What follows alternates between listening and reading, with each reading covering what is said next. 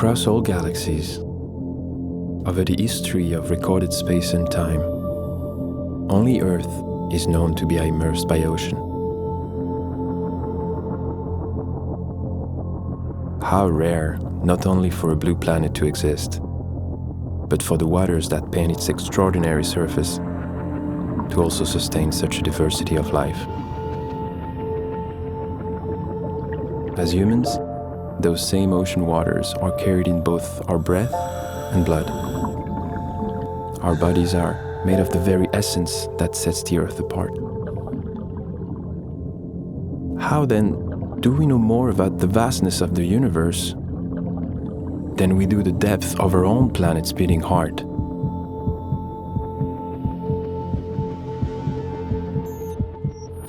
What worlds could exist beneath the surface? What damage have we done that we're yet to see? And how do we justify devastating what we're yet to discover?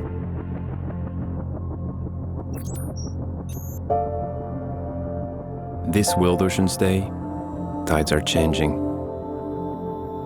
Join the United Nations and Oceanic Global as we explore how Earth is more than it may seem, and bring together decision makers, scientists, civil society, indigenous communities, youth activists, and more, to finally put the ocean first. Because we live on a blue planet, it is time we act like it.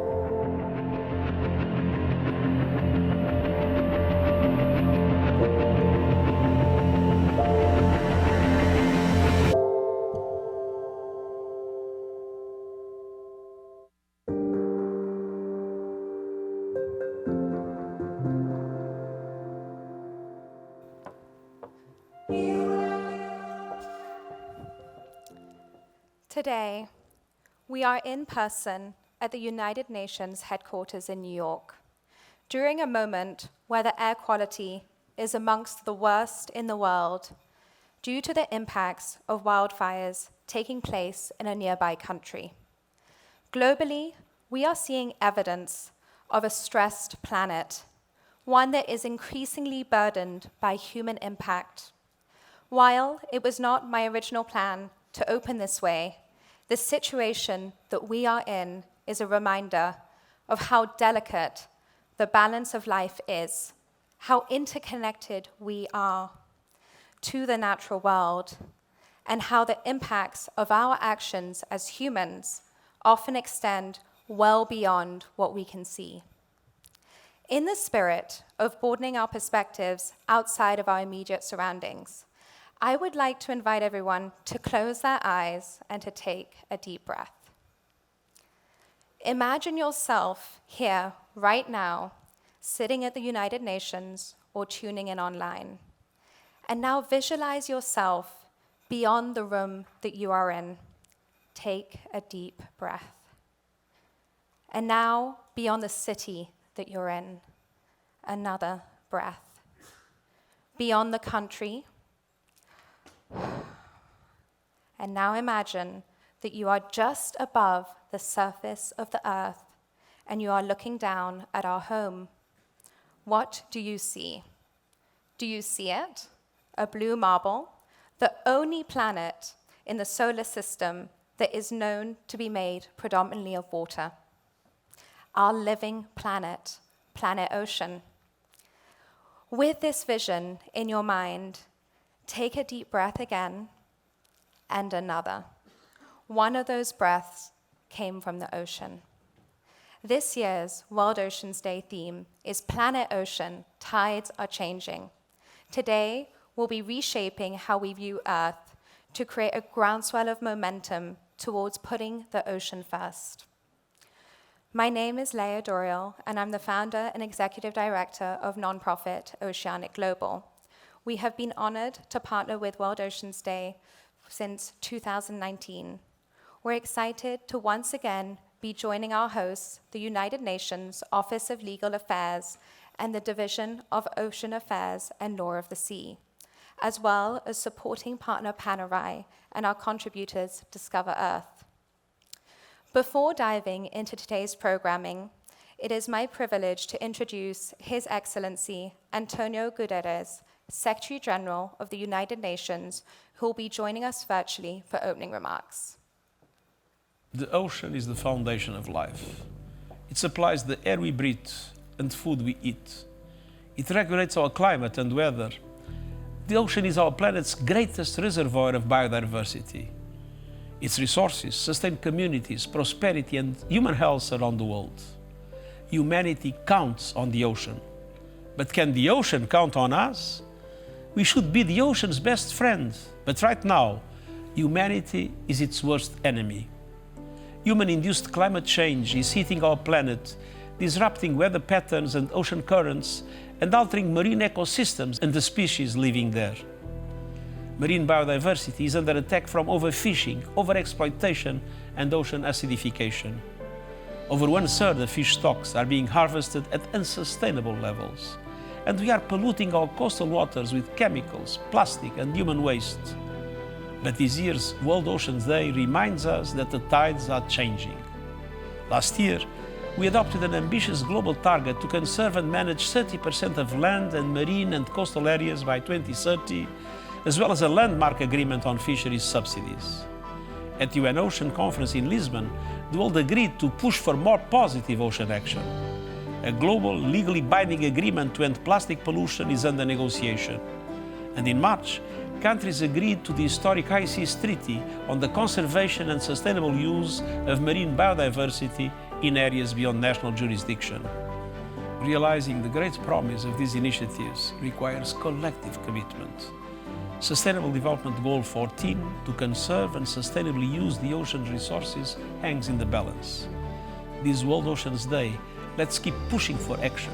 Today and every day, let's put the ocean first.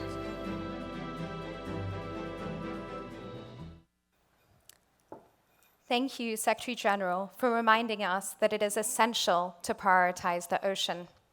Next, it is my distinct honor to introduce Mr. Serpa Soares, Under-Secretary General for Legal Affairs and the United Nations Legal Council.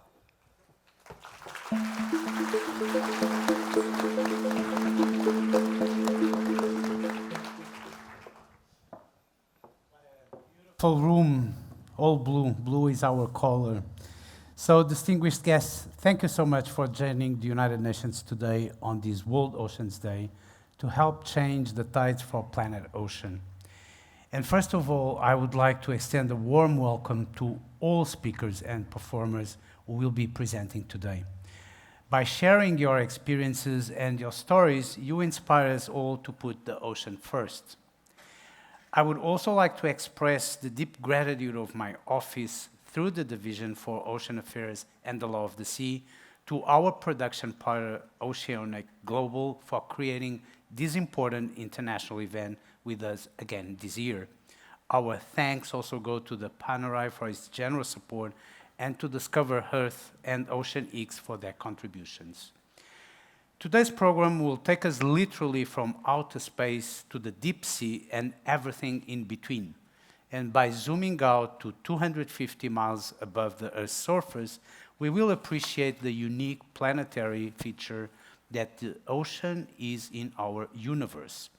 And by zooming in on the smallest creatures living on the ocean floor, we will marvel at the underexplored wonders that the ocean has to offer.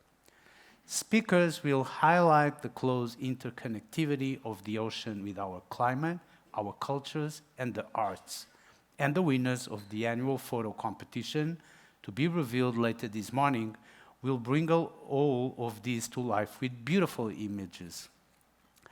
Now, while we gather here once a year to mark World Oceans Day, every day the United Nations and others are working to change the tides for planet ocean.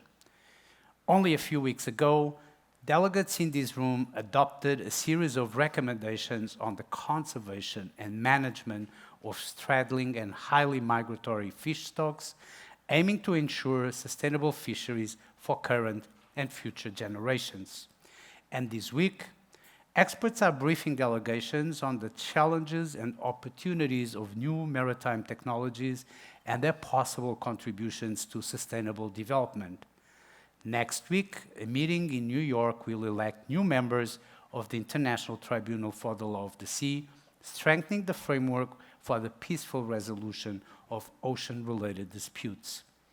And later this month, delegations will resume deliberations on a new treaty on the conservation and sustainable use of marine biological diversity of areas beyond national jurisdiction. And that is with the aim of adopting a final text that will provide a governance framework for nearly 2/3 of the ocean surface. In closing, I would like to acknowledge all efforts that you are making to put the ocean first, including by organizing events and activities to mark this day here in New York City and worldwide through the Friends of World Oceans Day community and other initiatives. I'm delighted that the message of World Oceans Day is carried far and wide, including by the tall ship Amerigo Vespucci, which is setting sail from Genova on the 1st of July for a 2-year world tour. I wish her and all of you fair winds. Thank you.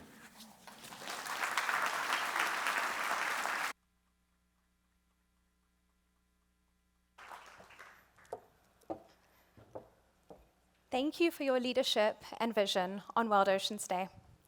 At Oceanic Global, our mission is to reconnect humanity to the ocean as the lifeblood of the planet, and to provide tangible solutions and blueprints for coexisting in harmony with the natural world. As humans, we are part of this beautiful web of life, and our survival is dependent on our interactions with that, and for that, a thriving ocean. The ocean sustains all life on Earth. No matter where we are from, we rely on the ocean, from the air that we breathe, to the food that we eat, to how we transport, and even how the climate is regulated. Today and every day needs to be about coming back into harmony with the ocean, looking at how we are redesigning our systems and making decisions that put the ocean at the center of it all. We'll be hearing today from individuals, communities, and nonprofits to the private sector that we need to come together and pave the path forward for the ocean and for our collective well-being. We live on a blue planet. The ocean does not only support humanity, it supports all life on Earth. We will now be hearing from Aquaman himself, Jason Momoa, who sadly will be joining us virtually from New Zealand. Thank you. Aloha, my kako. I'm Jason Amon. As both a native Hawaiian and as Aquaman, my connection to the ocean runs deep. It's in my heart and soul. That's what connects us all. The more I see irresponsible human activity, pollution, acidification, the extraction that devastates the ocean, I find myself asking if humanity has forgotten that the ocean not only covers the planet, but it also sustains it. Do we not realize that the health of the ocean determines the survival of all species, including our own? The human-induced triple planetary crisis of climate change, pollution, and biodiversity loss continues to weigh heavily on the ocean, ecosystems, and the communities that directly depend on it. If we don't change course, the ocean's dire state will continue to decline. It didn't have to be that way. Through reimagining our relationship with the ocean and working together to better understand, prioritize, and protect it, we can rebuild and preserve the health of the ocean, both now and for future generations. I'm honored to be joining the United Nations family on World Oceans Day, celebrating how wonderful it is to live on our blue planet and underscore the importance of prioritizing the ocean's health for our own health. I'm also proud to support the implementation of global biodiversity framework through which countries aim to protect and restore 30% of the world's ocean by 2030. We live on a beautiful blue planet. It's gorgeous, but we must respect it and honor it. It's our mother. Aloha long. Aloha. I am now excited to introduce international actor and activist Lucas Bravo, who you may recognize from the award-winning series Emily in Paris, to share a few words. Lucas, over to you.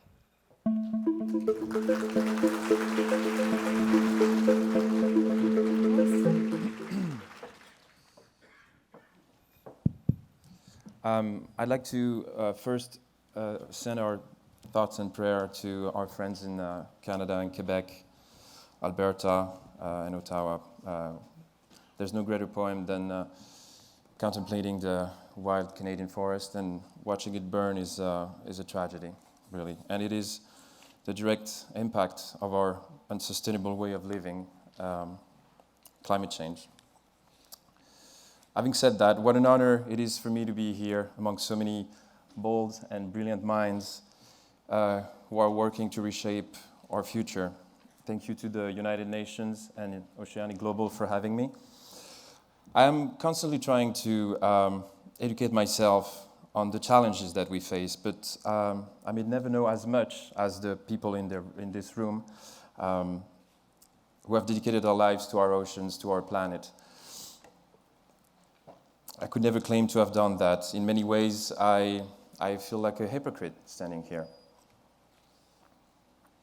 Like most people, I'm still learning. I still make a lot of mistakes in my daily habits in my life, and the industry I operate in still has a lot of progress to make. But I'm passionately dedicated to my job, and I'm here today to support and shed a light on the incredible work of those in this room and outside of it, fighting to make the world a safer place for us all. Today, I am here to talk about hope. And yes, it can be hard to feel hopeful when talking about climate change and the effect it is having on our ocean. Each passing week brings more devastating news of marine pollution, unsustainable fishing, and habitat destruction. It is far easier after a long day to switch off, to turn away, to ignore the injustices and outrages being committed to nature. But today I would like to talk about the people who have not turned away, whose actions have sparked seeds of hope, which I believe can take root in us all. I'd like to talk about Daniela Fernandez, who at just 19 years old founded the nonprofit which provides the enabling conditions of community, knowledge, and funding to the people at the front line of climate justice and action. I'd like to talk about Crystal Ambrose, founder of the Youth-Led Initiative, which aims to educate the next generation and whose work led to the Bahamian government banning all single-use plastics. I'd like to talk also about a group of young women, Camille Etienne, Anne-Sophie Roux, Adélaïde Charlier, who came together online to focus their sight on deep-sea mining, which, in its pursuit of rare minerals used to make our batteries for our phones and electric cars, threatens to destroy delicate marine ecosystem and dislodge countless tons of stored carbon from the seabed. The women I have mentioned, plus countless others, are confronting the threats that face us with a staggering degree of hope. The examples they have set serve as an inspiration for me, and I hope for us all. I could never expect to match them in the scale of their achievements, but I think we can all endeavor to follow their lead. Ultimately, it is governments and big businesses that will decide the fate of our oceans, but we as individuals still have a crucial part to play. In the small decisions that we make, to eat less meat or fish, to walk instead of drive, and most importantly, to speak up for what we believe must be protected at all costs, we help to create a global society in which the key decision makers are held accountable, and in which the unchecked plundering of our oceans will not stand. With these small choices, we empower ourselves, we become part of the resistance, and we contribute to the flame of hope that is still burning bright. And when that flame flickers, as it inevitably does for us all, I suggest we turn to the youth and to our children. A friend of mine has a 3-year-old daughter. Her name's Mila. She hugs trees. She tells me off when I'm wasting water. Nobody taught her to do these things. They are in her nature as a human being. I believe that our capacity to care for the environment, for the earth we live in, and the ocean that sustain us comes naturally. We are born with the hope we need. It is the modern world which strips us of this care, of our sense of responsibility to Mother Earth.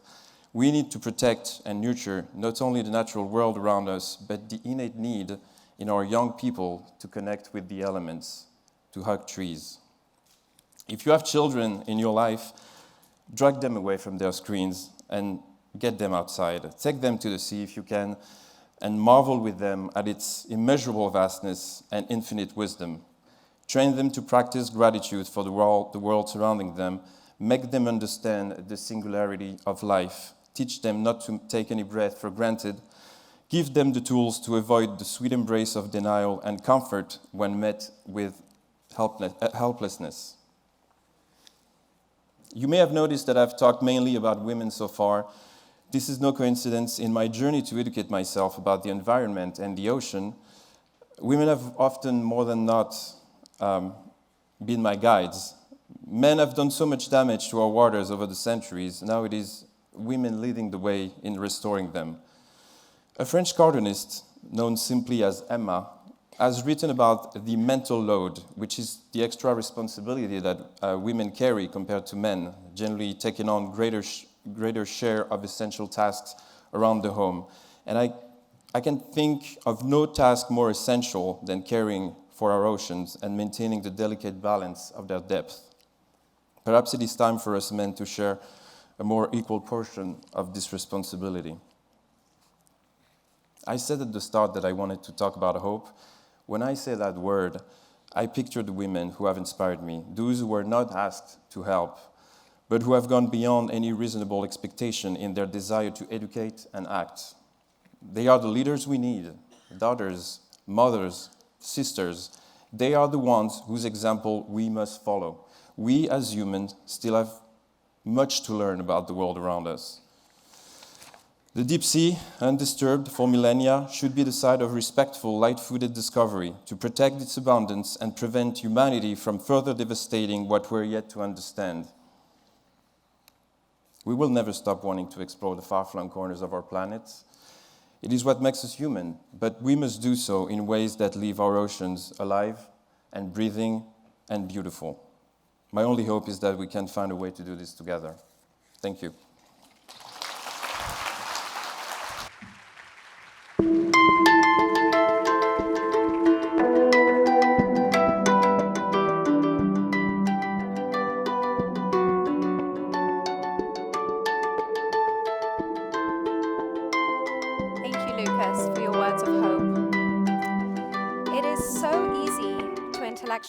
The issues surrounding the ocean. But the reality is, as Lucas shared, everyone that works for and with nature does so because they love it, because it is their happy place. It's a place of peace, wonder, joy. So many of us who are motivated to be here in this room do so not just out of worry, but also out of love. Which is why it is so important that the work does not only come from our minds, but also from our hearts. With that, it is an honor to introduce wisdom holder and sonic weaver, Whaia, who is deeply connected to the water to share her magic. Thank you.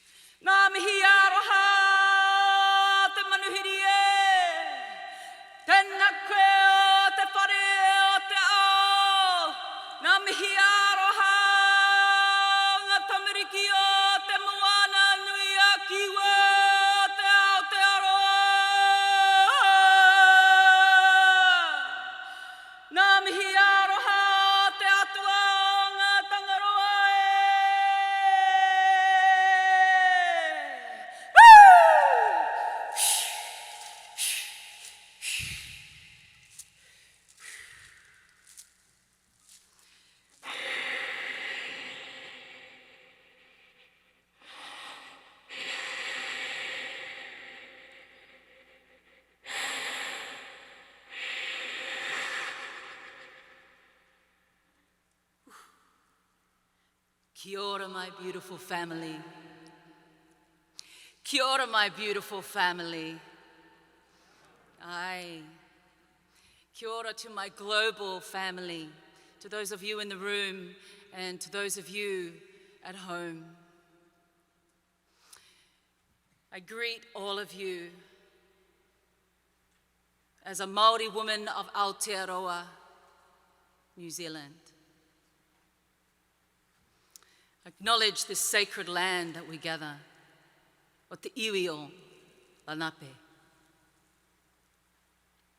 the people of Turtle Island, te Nakwe. Greet our beautiful Earth Mother. I stand here today as a mother. I stand here to bring the voice of our tipuna, of our ancient wisdom and ancestry into this space. Not your brain.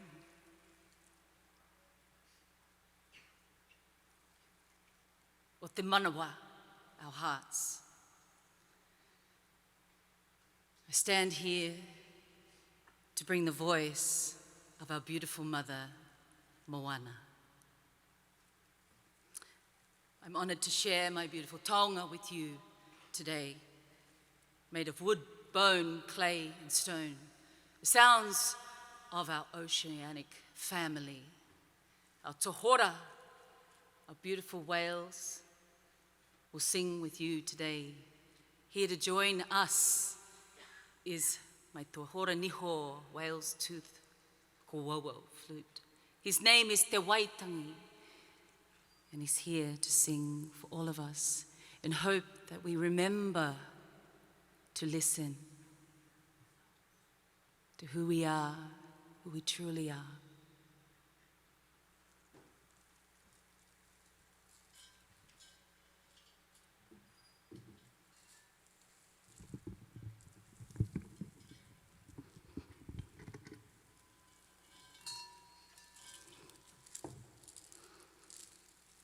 In honor of our sacred waters, here in this room and all around the world, may we continue to remember our ancient wisdom and guidance. Ko te awa, ko te awa, ko. Ko te moana, ko moana, ko. I am the river and the sea.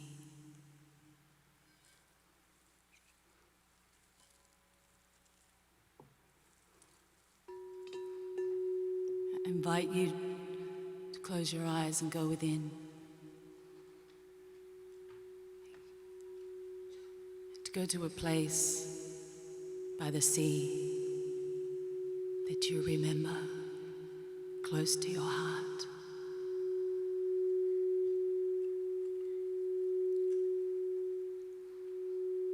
Feel your feet in the sand.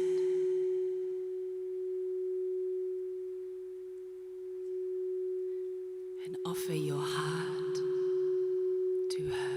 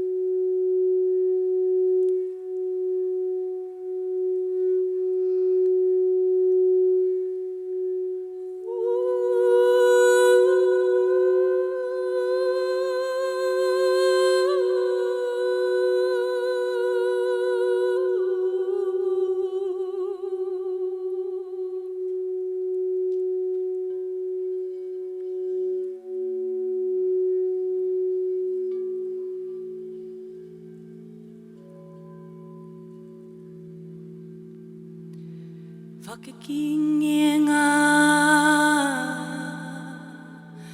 wharuarua rātou mā kua whiti atu ki tua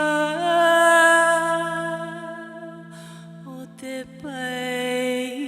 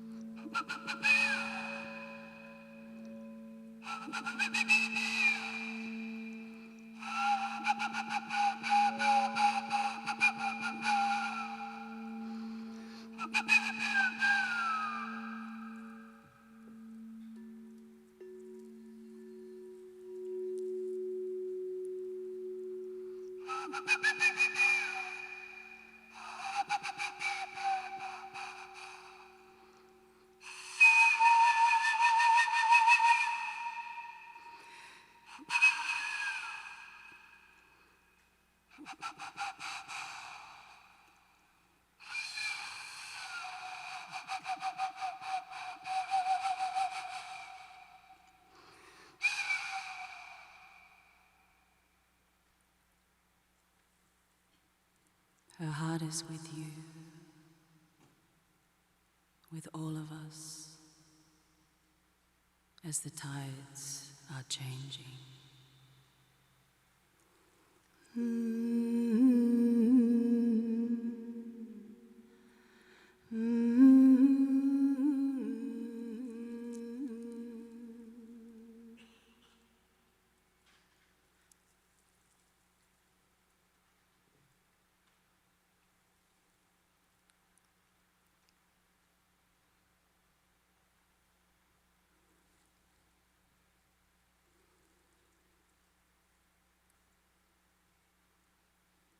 May we remember the beautiful waters of our mother as we stand to protect her for us all. Ngā mihi aroha, my family. I'll see you by the sea.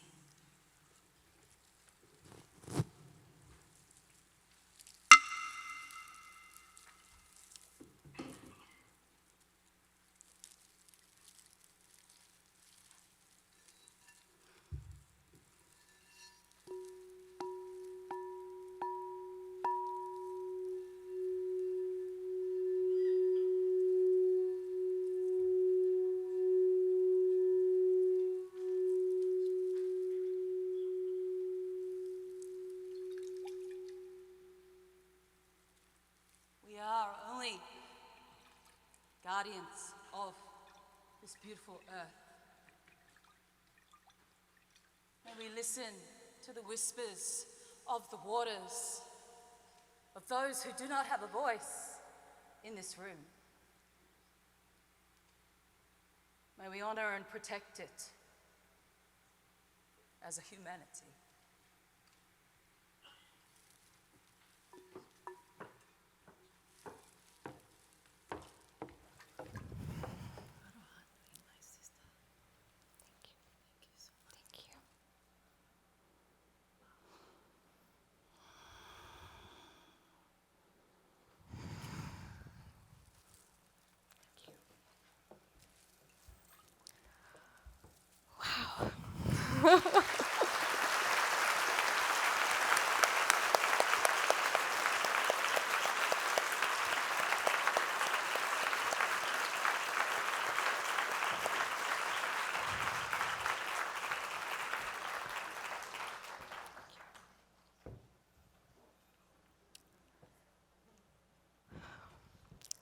Thank you, Whaia, for transporting us to the depths of the ocean.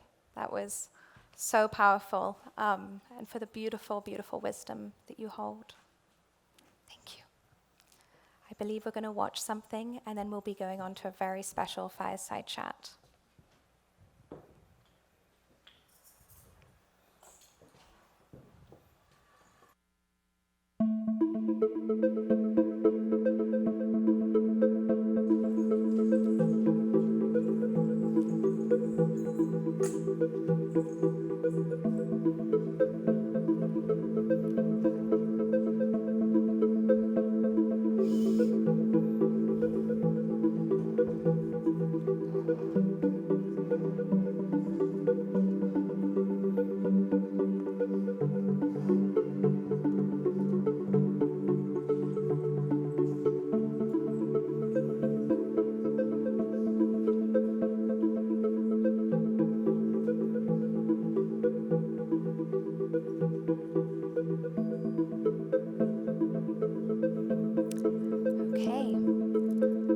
Up next, it is my pleasure to invite journalist and climate communicator Sophia Lee to moderate this conversation.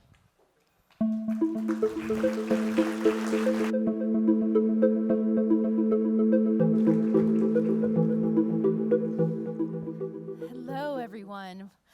Woo. Thank you, Whaia. That was so beautiful. I believe if the ocean can sing, she would sound very much like that. That was exactly what we needed to enter this next conversation, where we will explore the concept of connection in another regard. We're connecting the dots back to the ocean across all areas of life. This intimate fireside chat will shed light on missed opportunities and ongoing work to bridge gaps across representation, knowledge, and capacity building to better understand the ocean for all that it sustains and for the wonder that it is. Please join me in welcoming to the stage two incredible ocean leaders. One, a scientist who holds many firsts. She is the first woman to become chief scientist of the U.S. National Oceanic Atmospheric Administration and Time Magazine's first hero of the planet, Dr. Sylvia Earle.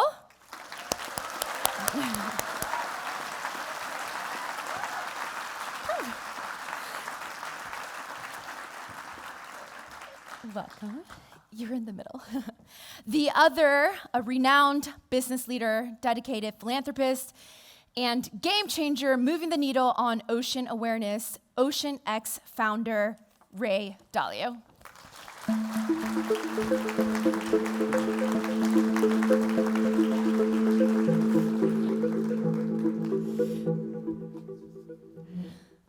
Ooh, all right.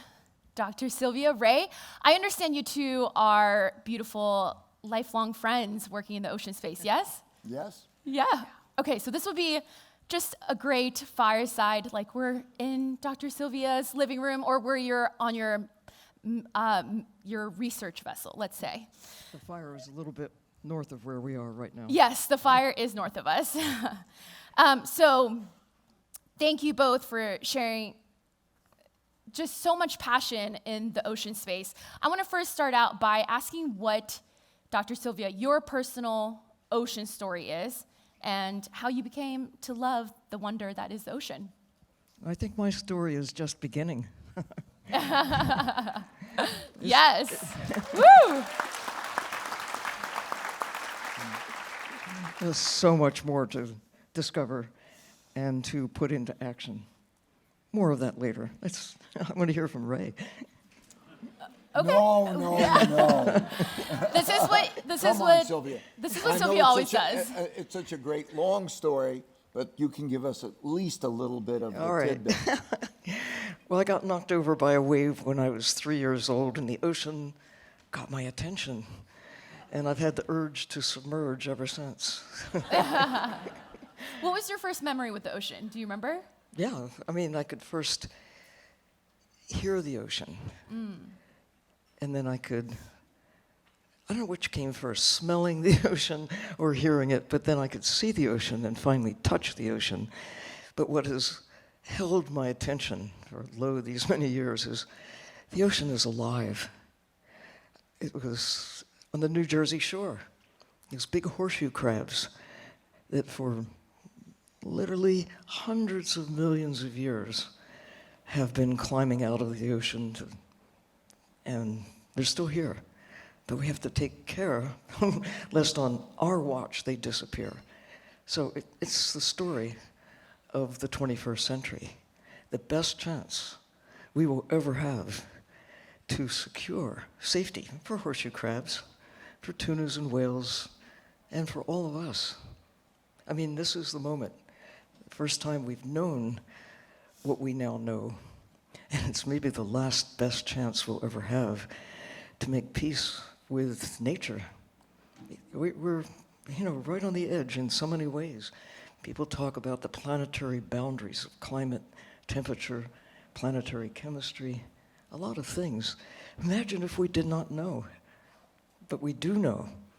That is our superpower. Yes, indeed. Ray, what was your first memory with the ocean? I grew up near the ocean on Long Island. So like Sylvia, the crabs, the shells, all of those experiences. And then watching Jacques Cousteau amazed me of what was going on. And then I learned to dive. And then I was lucky enough to have experiences with ocean explorers.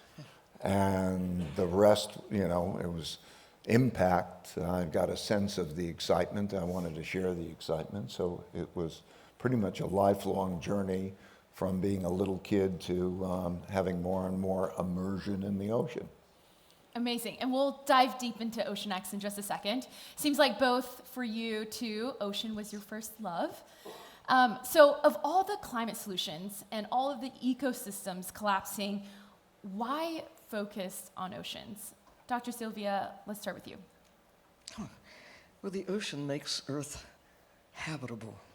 No ocean, no life. Earth would be a lot like Mars without the ocean. This is the only place that we know of in the universe. There's a lot of water out there, a lot of rocks. This is the only biogeochemical miracle with an emphasis on the bio, life. Life shapes the water and the rocks to make Earth habitable, and it's taken 4.5 billion years to get us to this place from rocks, rocks and then water, and then life. And it's taken us, think about 1,500, that's, I think 4.5 centuries ago or so, when our population was about 500 million, to where we are today with 8 billion. It's even in the terms of 4.5 decades, the change wrought by us, modifying those ancient systems in ways that seemed like a good idea at the time to foster our prosperity by consuming nature, and we're still doing it. But tides are changing. I think we're beginning to grasp the significance that the most important thing we take from the ocean is not fish or shrimp or krill or cod or horseshoe crabs or oil or gas or minerals. The most important thing we take is it's our existence. It's life, our life. Mm-hmm. Life as we know it is dependent on maintaining the integrity of the ocean. That's so beautiful. The more we take from the ocean, the more we take from ourselves. And the more we bite into our life support system. Ask any astronaut, do you take care of your life support system, the thing that keeps you alive? Well, they tend to learn everything they can about what keeps them alive and take care of it. Learn about it, take care of it. We're learning more. I think, Ray, since Cousteau inspired you and inspired me as well, we've learned more about the ocean than during all preceding history. But at the same time, we're on a fast track to lose more because we think 90% of the sharks are gone. And a lot of the big fish down to historic low levels. And what we're doing in terms of planetary warming, the chemistry of the planet is changing because of us. And we have a chance, the best chance, right now. 21st century human beings, kids, there's so much that's cause for despair. But imagine if we didn't know that we have problems. That would be the biggest problem of all. But I think we're so lucky. We still have 10% of the sharks. We still have half the coral reefs. It's not over. Could be, but we have a chance to change course from this to recovery. Yes, changing tides. Ray, what was your personal motivation in prioritizing ocean, both in your personal life and in your work? Well, there's an intellectual part and there's an emotional part. Intellectually, it's the biggest, most important thing, right? 72% of the world's surface. The water line is about halfway up. The deepest part of the sea, it's about 11,000 meters, and Everest is about that. And so this water line, and 72%. So it's like all these continents, it's bigger than all the continents combined.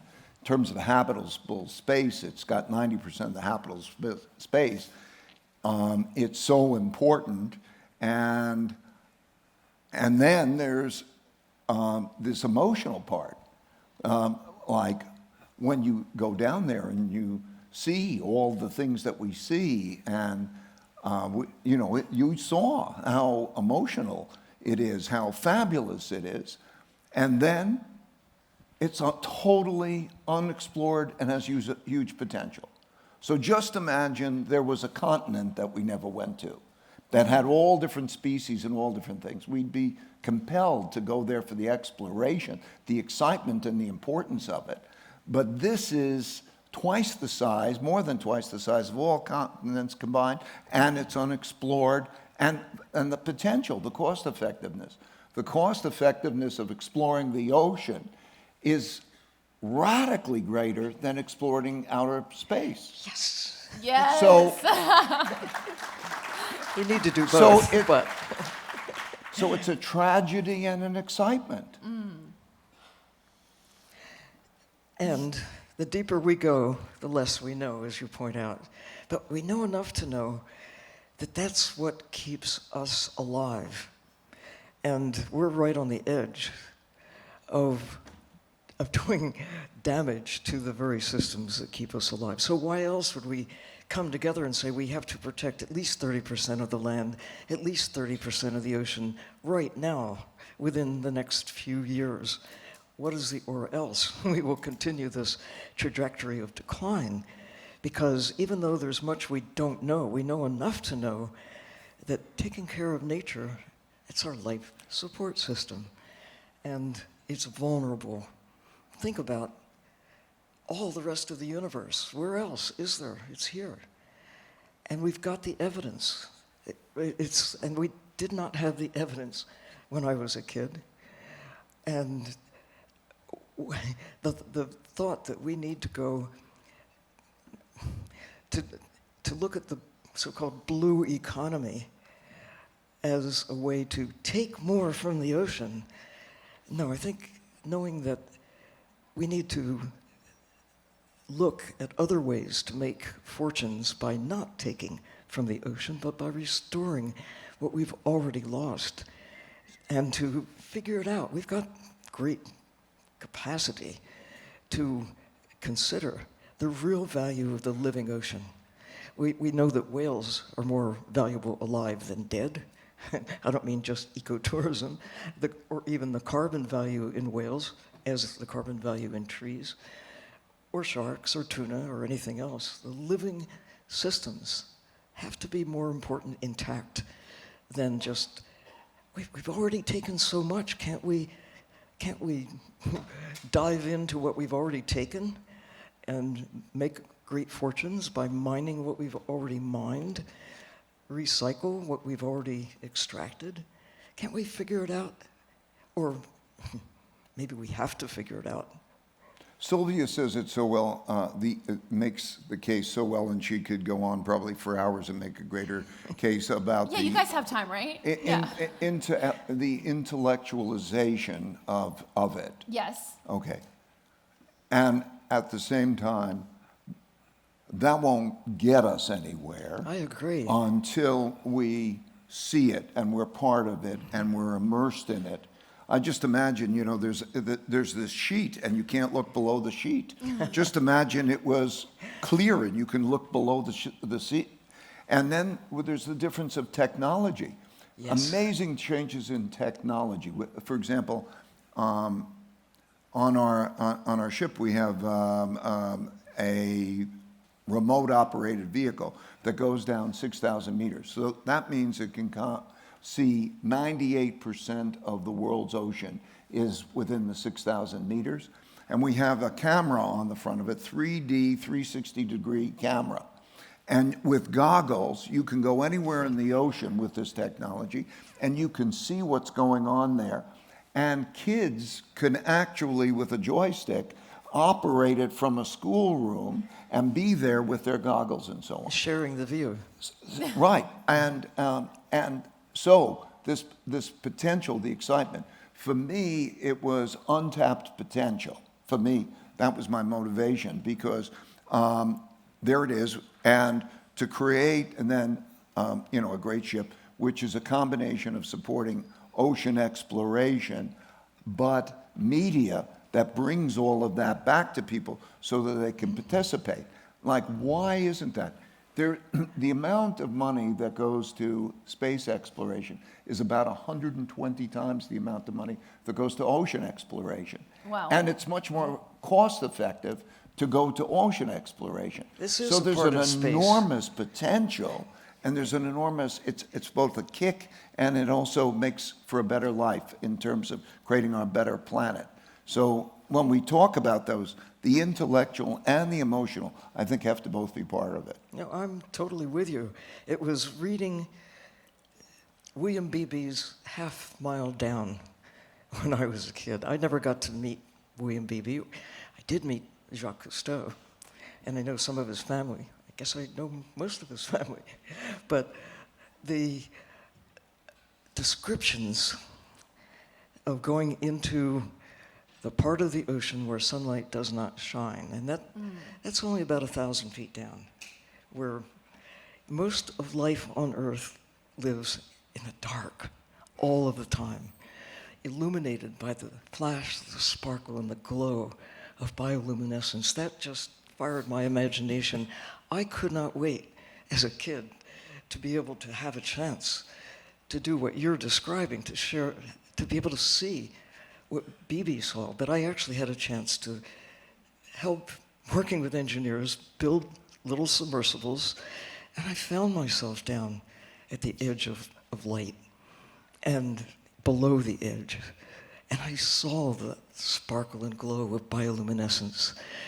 And like you, I really felt compelled to be able to share the view and to get, I still do. I think, well, the vicarious experience, like all of you out there who are looking at what we're doing here vicariously, still nothing like being here with Ray and with you and with all of you personally. So the combination of still, and I know you do it, you go down little submarines, and I continue to be driven. I want to go, I want to see for myself, and I do feel that now, because of the opportunity to communicate on a scale that was never possible until right about now, not just knowledge, and not just information, not just graphs and charts and evidence of that sort, but the feeling of that is ineffable. It's what poetry and art and music take us beyond just facts and figures.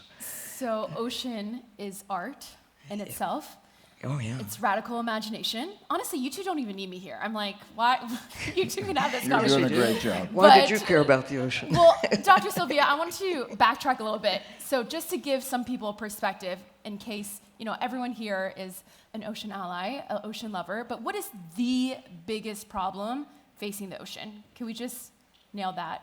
Sure. Well, from my perspective anyway, you can easily look at what we're putting into the ocean, CO2, the avalanche of plastics, toxic chemicals, what we're taking out of the ocean, hundreds of millions of tons of ocean wildlife that we call seafood. We have to think differently about life in the ocean, just as it's taken us a long time to think about songbirds, eagles and owls and furry things as something other than products and whatever, something to eat or use. But those are big problems. But the biggest problem still is not knowing.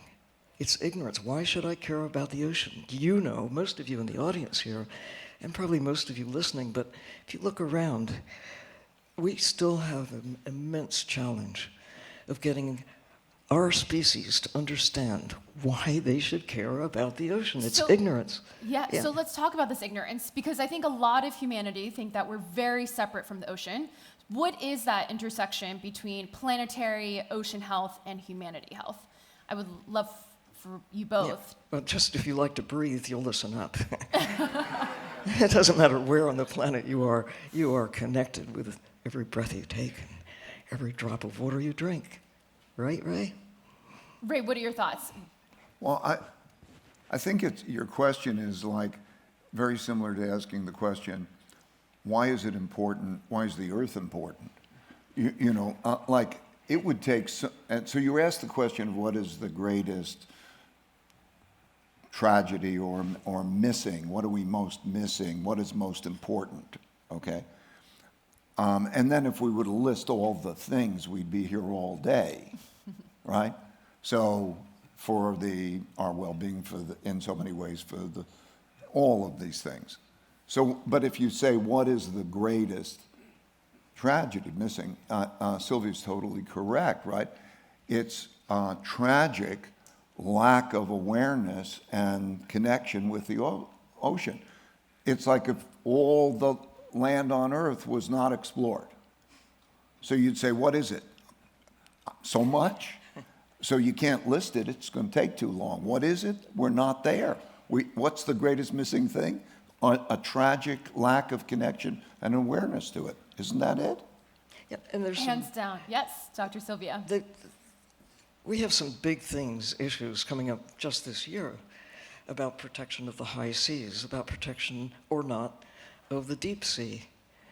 The International Seabed Authority, July, will meet to either approve or maybe hit the pause button in terms of making it okay for companies and countries to start mining the still largely unexplored, unknown deep sea. But we know enough to know, the report came out just last week, about the 5,000 plus species, most of them yet to be given names, that have been discovered over time in the very area where mining is projected to begin, or not, depending on what happens or doesn't happen in July of this year.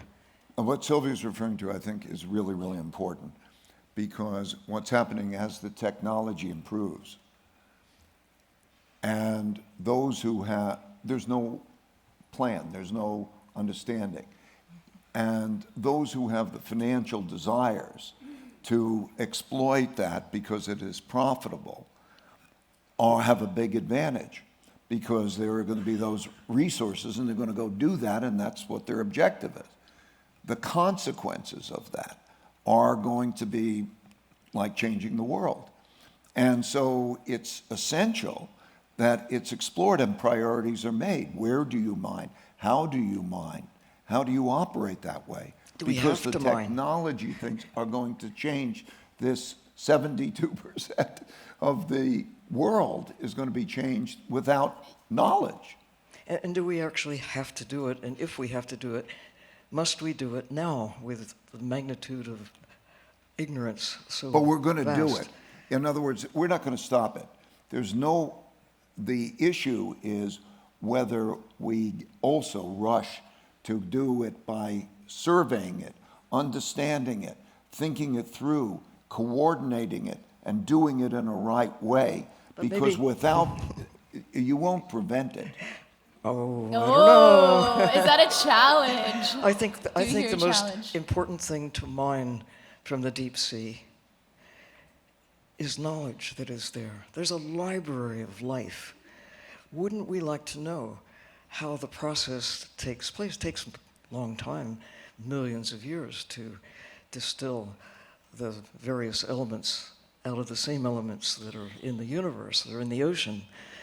But to disproportionately, mostly from microbial action, it appears, around something organic like a shark's tooth, or a little bit of shell, or ear bone of a whale. That's where microbial action, drawing the minerals out of the ocean, a long, long time.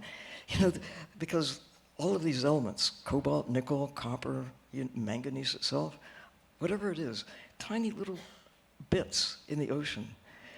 If we could figure out how do those microbes do it and harness their power, maybe we don't have to rip apart the ocean floor. Maybe we don't need these metals in the next generation of batteries and other products that we use them for now. The idea that we need to mine the deep sea to power the green revolution, I think that's a great marketing ploy, but I don't know that it's real. So, okay, yes, thank you. This is interesting because you, on one hand, Dr. Sylvia, you said the only thing we can mine is knowledge. Ray, you believe it's inevitable? Of course. Look, I'm a practical guy, right? We have a. May I just Yes, please. explain? Please. There are forces, there are power, and how are we doing on the Earth in terms of managing those things? What resources are handled how on the Earth? Okay, you know that there's a battle between the economics of exploiting natural resources, and you know in cases you need natural resources. So we can't be against natural resources and we can't be against that. The only thing we can do is hopefully a better job than we're doing on land in terms of first understanding and planning. If we don't understand and plan and control, then you're not going to prevent it. It's like preventing destiny. So we could all be here naively saying, oh, don't do anything down there, okay? It ain't gonna work. Okay, so let's talk about, because this is very fascinating, these two different perspectives. No. What are some other barriers and challenges in advocating for further interest in the ocean, whether or not beyond mining? What are some of the biggest barriers and challenges in making sure there are plans and cross-sectoral collaboration and making sure that the ocean is protected? Different self-interests. In other words, the profit motive, how that contrasts with the total ecological well-being. There are different interests. There's selfishness. Look at the illegal fishing and so on. It's a contrast between not taking care of the whole, right? There's not a good contingency or a good plan for taking care of the whole. We don't have the penalties, for example, for pollution. They're not the economic penalties for what we're doing to ourselves.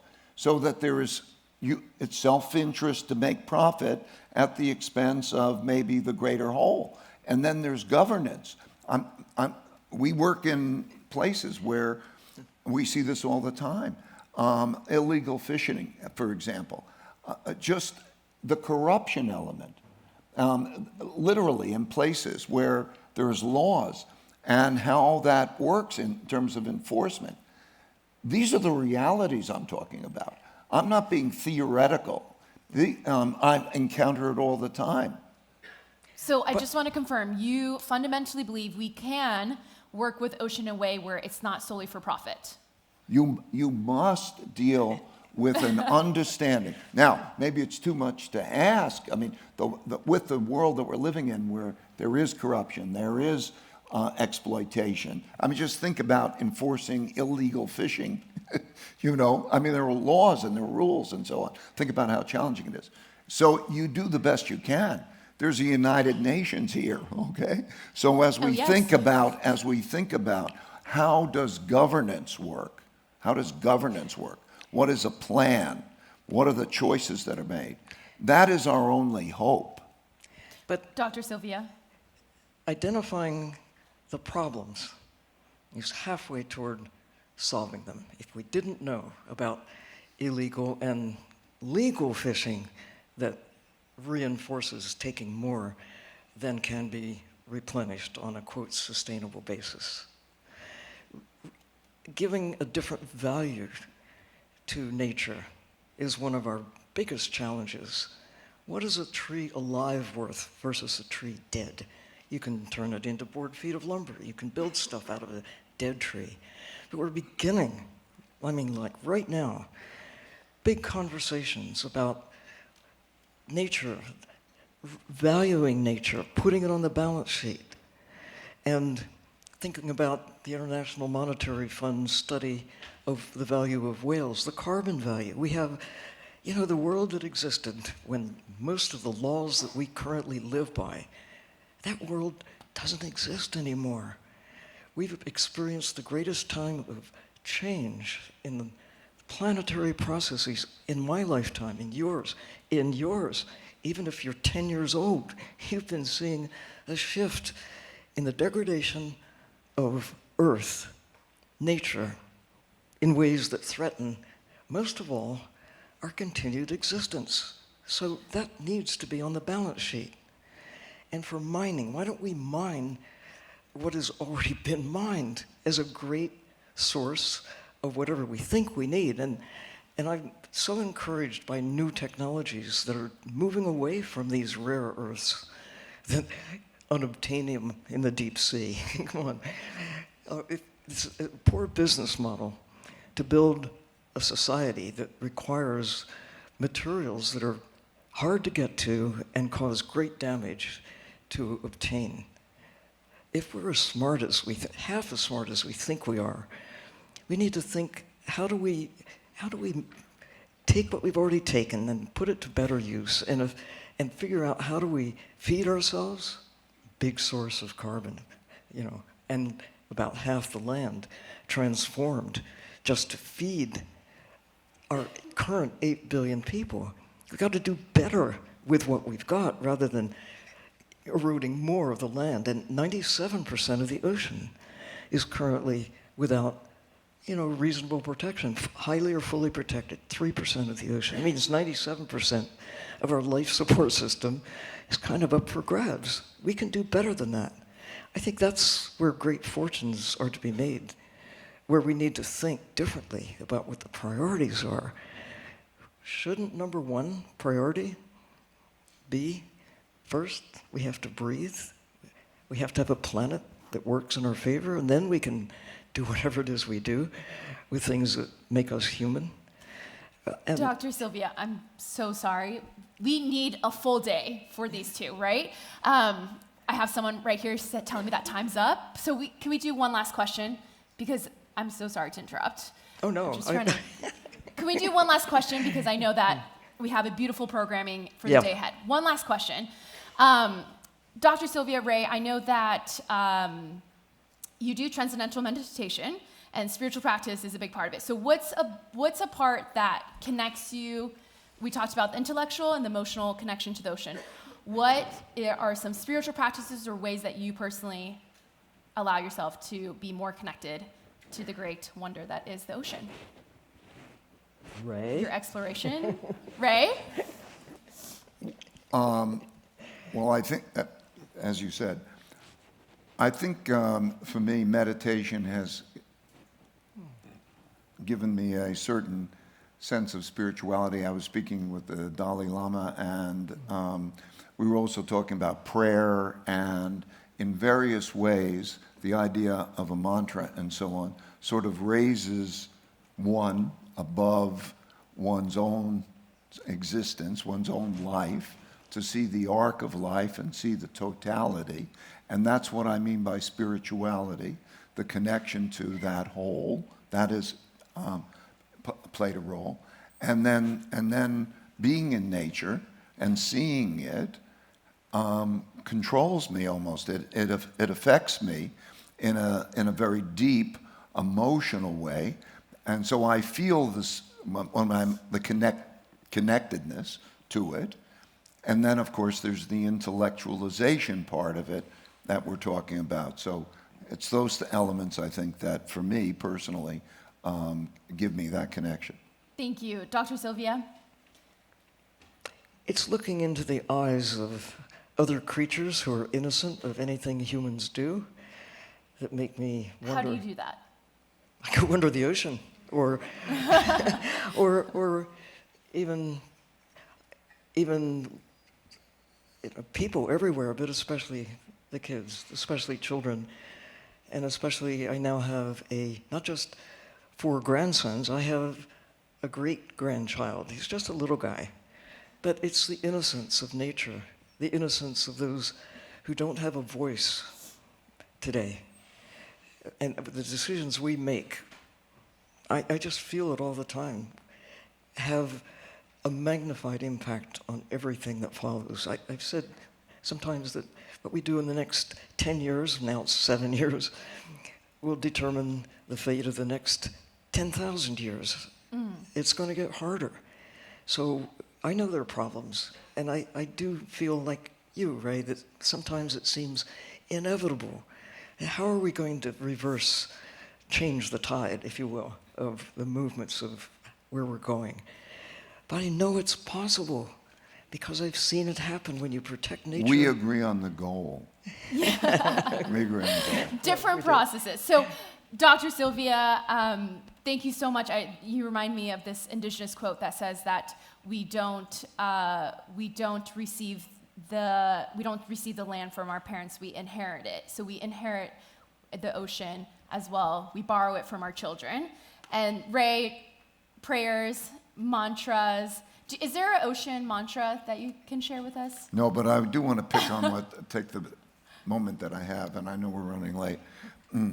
When Sylvia said, look in the eyes, and when you're down there and you look in the eyes of fish, and you're participating, I got a real kick schooling with barracuda. In other words, literally, they're schooling, and I wonder how they're schooling, and I go right in the middle of this schooling, and I'm schooling with them, and I look over at them, and they're looking over at me, and I'm having that kind of an experience. When you have experiences like that, and you look in the eyes, wow, that's something. That is connectivity. Yes. That Yes. is sort of a Yes, spirituality. beautiful.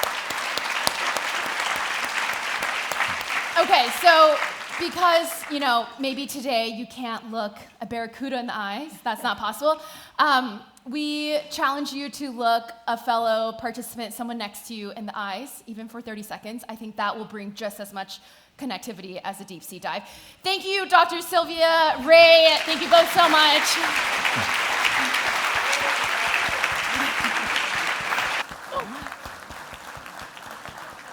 Thank you, Dr. Sylvia.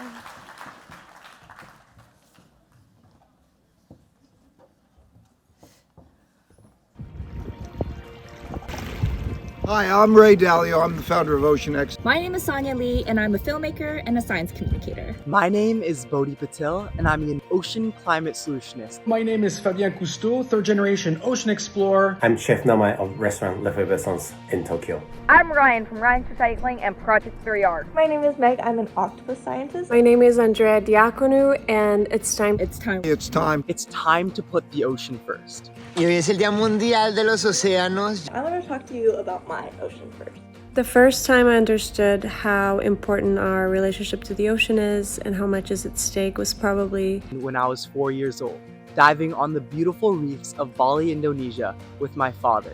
I've been doing beach cleanups and supporting marine mammal rescue since I was just 4 years old, and I want my kids and grandkids to have the same opportunity I have to see these amazing animals. After my 4th birthday, I went on my first open water dive with my family. For the very first time, I was introduced to this magical kelp forest. And that's when I fell in love with the ocean. It gives us most of the oxygen we breathe and a lot of happiness. As a chef, my relationship with the ocean is at the heart of my culinary passion. The ocean provides us with an abundance of ingredients. We've been creating dishes that appreciate the beauty and bounty the nation has to offer. It's where I work, it's where I play, it's where my favorite food comes from. Whether you love the ocean or you're terrified of the ocean impacts your day-to-day life. The ocean is the provider of the blue economy. It's twice the size of all the continents combined, and it's totally unexplored. The ocean does a lot to regulate climate. We live on a blue planet, and it's time we act like it. we are deeply interconnected with the ocean. We would not be Earth without the ocean. In fact, the ocean is what makes Earth so special. Sí, hacer todo lo posible para cuidar estas maravillas y bellezas porque solo tenemos un mar y nos da muchísimo. As a chef, I promise to advocate for sustainable practices while honoring the ocean's blessing. If we don't put the ocean first, if we don't protect the ocean, we are at stake. Our lives is at stake. Everything on Earth is at stake. Putting the ocean first means an investment in our future. And for us to imagine a healthy future, we must have a healthy ocean. If you listen to the voice of the ocean and the many coastal First Nations and indigenous peoples who have stewarded it, you'll know that she carries a strong message. I hope you share your ocean first story.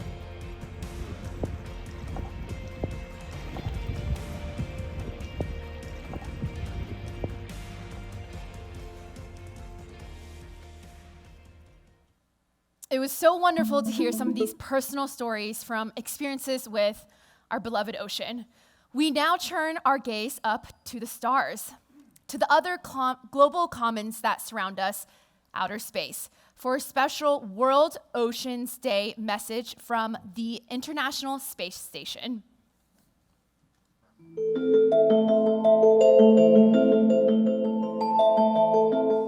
Hi, I'm NASA astronaut Steve Bowen of the Expedition 69 crew aboard the International Space Station, along with my NASA crewmate Woody Hoburg. And we're joining the United Nations in celebrating World Oceans Day. While orbiting more than 250 miles above Earth's surface, we have amazing views of the world's vast oceans that cover the majority of Earth's surface. NASA's committed to exploring our world's oceans, which help provide resources in our daily lives, like the air we breathe and the food we eat. Protecting our planet includes protecting our oceans. During our mission aboard the space station, we contribute to science experiments and research investigations that help us better understand the Earth and its oceans by capturing images to record how our planet is changing.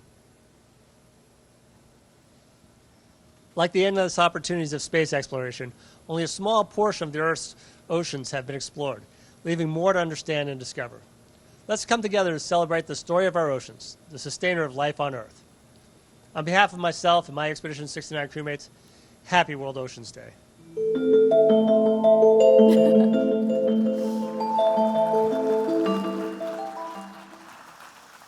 Thank you so much to astronauts Steve Bowen, Woody Hoburg, and our friends at NASA for highlighting the close interconnection between the ocean and outer space and the role that space technology plays in protecting our ocean.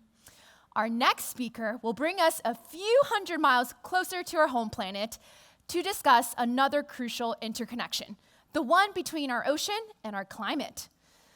I'm so honored to introduce Hans Otto-Pörtner, is a marine ecophysiologist at the Alfred Wegener Institute Helmholtz Center for Polar and Marine Research, where he has developed groundbreaking theories on the impacts of ocean warming on marine life and ecosystems.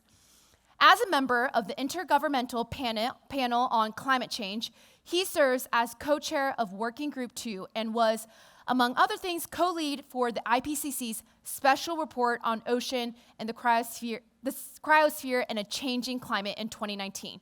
We are very fortunate and honored to have such an expert deliver this keynote presentation on the ocean climate nexus. Everyone, please, a round of applause for Hans. Thank you so much. Lovely meeting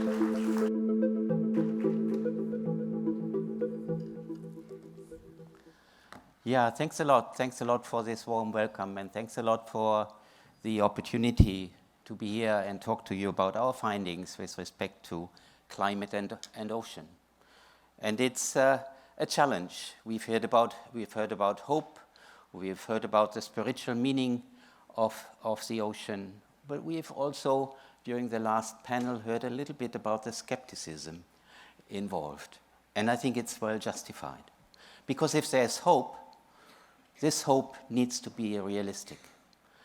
And there's only a few years ahead of us where we will be learning whether our hope is realistic. We cannot stop fighting for climate, for stopping climate change, but we want to live in a livable future, and the ocean is part of it, and we do not want the ocean to degrade any further. Tides are changing, we've heard, but are they changing fast enough? This is a challenge that we are currently living through. To remind us, I will talk today about the ocean and the cryosphere, which still offer some of the most spectacular and beautiful sceneries on the planet. Climate change affects, however, 80% of the planet. It affects the ocean as a life-sustaining unit. And this is how the planet is evolving. We are approaching the 1.5 degree global warming that we would like to prevent us reaching if we look at the ambitious side of the Paris Agreement. The ocean is warming, but it's warming less than the land. And the important part of this, and you see this in the colors evolving here for the planet, under 1.5, 2, 3, and 4 degrees warming. The reason is the ocean takes up more than 90% of the heat that the planet takes up. It has a huge capacity for heat, much better and much higher than the atmosphere. And it takes up about 30% of the CO2 that we are emitting into the atmosphere by our activities. So it's buffering human activities, buffering climate change at a cost.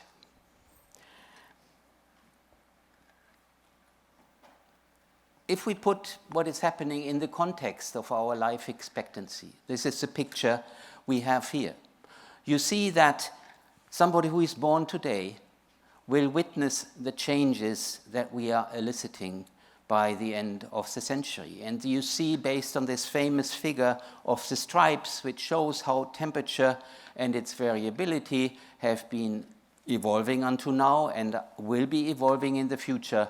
But this depends on our decisions now. What we do now defines the future of humankind and the planet. And the ocean is part of it. And here on this graphic, you see some challenges that are evolving. The ocean is warming because it's buffering the climate, and we even talk about marine heat waves now because we see how these heat waves are challenging marine life. The CO2 taken up by the ocean is causing acidification. The measure of acidity, pH, is declining, and it's a challenge for species that are building calcium carbonate shells or calcium carbonate ecosystems like the coral reefs. And then the warming ocean is losing oxygen, especially in those places where there are water layers on top of each other, where the ocean is stratified and the stratification is increasing. But then also there's one aspect to be considered that relates to the cryosphere. The ocean will take up all the water that is being lost from the cryosphere, from the glaciers, from the ice shelves, and it is also losing in the polar areas its coverage with sea ice. So these are the challenges ahead. And on top of that, we are putting our garbage into the ocean. We are using the ocean as a dumping site, and we've heard we are overusing its natural resources. A strong call for protecting the ocean, and sometimes you can only express this in the form of a comic. The ocean is part of global crises.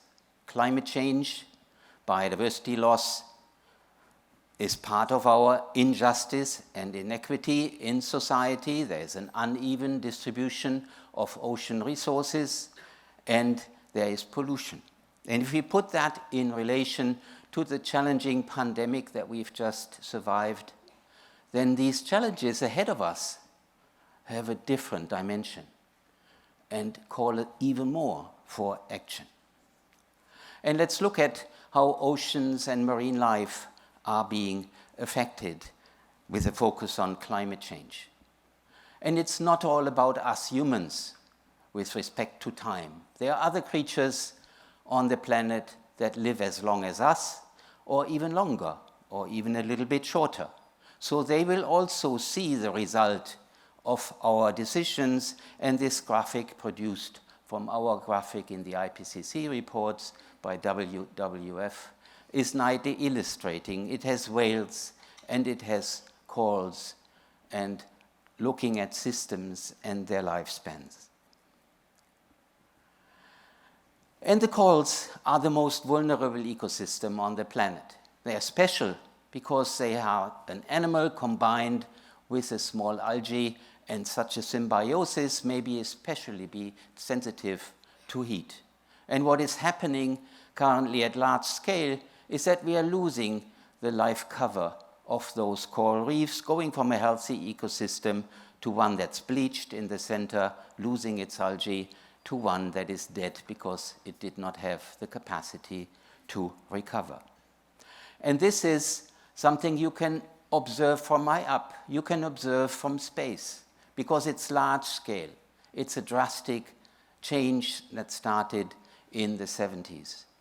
And our projections say that even in a 1.5 degree warmer world, there is a high risk of losing 70 to 90% of coral reefs and associated services to humankind, fisheries, coastal protection, food security, and there will be even more lost the warmer it gets.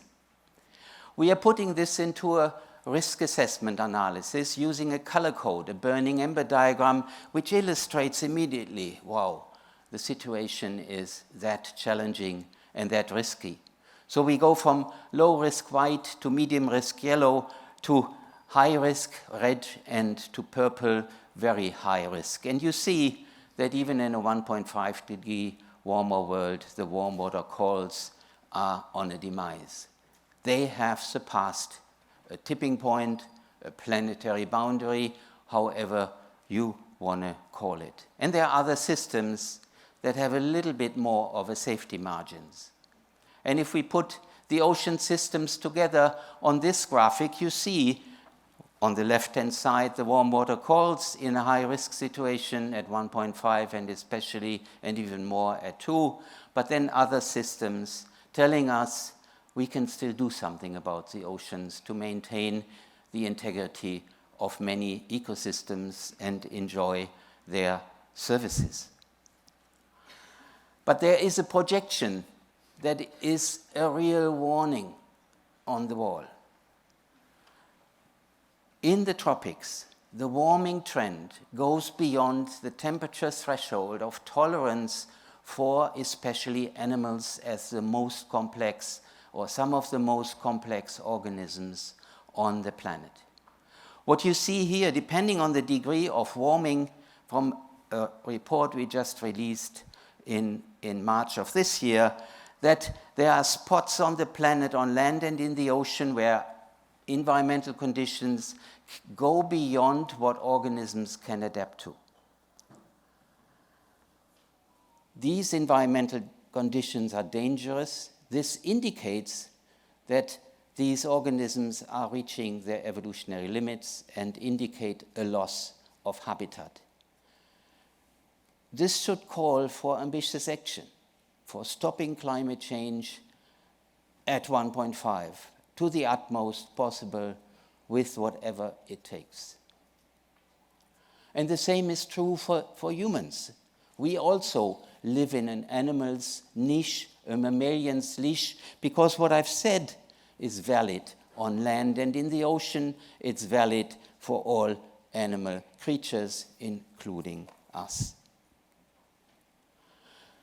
We will also, according to that, lose resources in the tropics, in the low latitudes. Fisheries results will be declining, and this will hurt especially developing countries that rely on small-scale artisanal fisheries, and you see the brownish-reddish colors indicating a loss of fisheries result at the bottom, in the center of the planet, less at 1.5 and even more at +4 degrees global warming.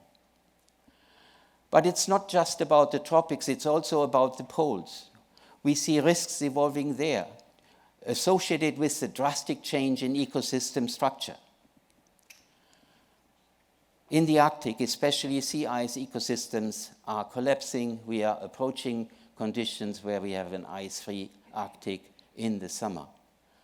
Bird life in the Arctic is challenged, as well as in the Antarctic, already at 1.5.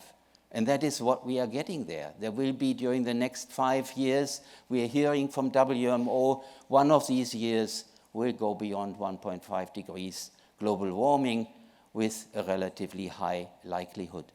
So it's high time to act. Another challenge that we should be aware, and especially here on the North American East Coast, people should be concerned about, and that is sea level rise. Depending on the degree of warming, indicated here by the reddish and the bluish lines, either keeping warming at 1.5, the bluish line, or letting it go, which is a little bit the current situation still. Warming of the water causes expansion and contributes to an increase in sea level. And then we are losing the ice masses of the planet, the ice shelves, the glaciers. And each of these processes, on Greenland, in the Antarctic, and in the mountains, is contributing to sea level rise. And these projections come together to these numbers that you see here. If we keep global warming to 1.5, we may be able to keep a sea level rise to below 1 meter. If we let it go beyond, there will be several meters of sea level rise by 2300, and it's going beyond 1 meter already by 2100. And this is unstoppable. It's irreversible. It depends on the degree of global warming. We cannot refreeze the planet and put it all back in place. And there's uncertainty. There could be a contribution of the Antarctic to 13 meters of sea level rise by 2300 if we let climate change go beyond 1.5 degrees and even more. This is, I think, should be the strongest direct warning that you can imagine as it relates to the ocean. But the ocean also has extreme events. It has storm events. It has floods. And for centuries, humans know about the challenge associated with these extreme events, as you see from this Japanese painting here. And this means if these extremes are being put on top of sea level rise, storm surges that are challenging the coast, challenging the small islands, will become more frequent because they are building on a higher sea level. And the intensity of storms will be increasing, threatening 1 billion people by 2050 in low-lying coastal cities and small islands annually. Let me summarize these warnings. The science is clear for ocean, land, and human society, and we haven't even talked about the challenges on land. Any further delay in concerted global action on adaptation and mitigation will miss a brief and rapidly closing time window of opportunity to secure a livable future for all. Our reports not only talk about the challenges, but they also offer solutions to the world. However, it is getting late to implement them at full scale with the mentality of whatever it takes. And the political and societal will needs to be built for that. Thank you very much for your attention.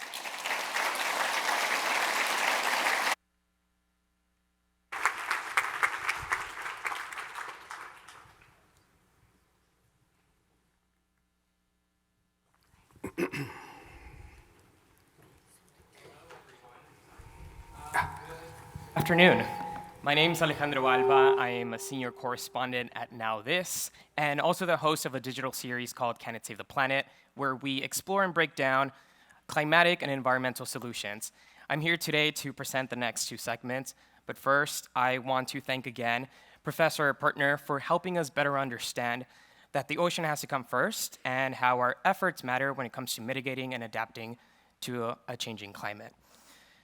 Our first segment spotlights three incredible thought leaders who will dive deep into the power and potential of the ocean, exploring technologies, spaces, and innovations to advance our understanding of the ocean and our ability to protect it. This segment would include Fabien Cousteau, Diva Amon, and Titouan Bernicot. We will first hear from Fabien, an aquanaut, oceanographic explorer, filmmaker, environmental advocate, and founder of both the Fabien Cousteau Ocean Learning Center and Proteus Ocean Group.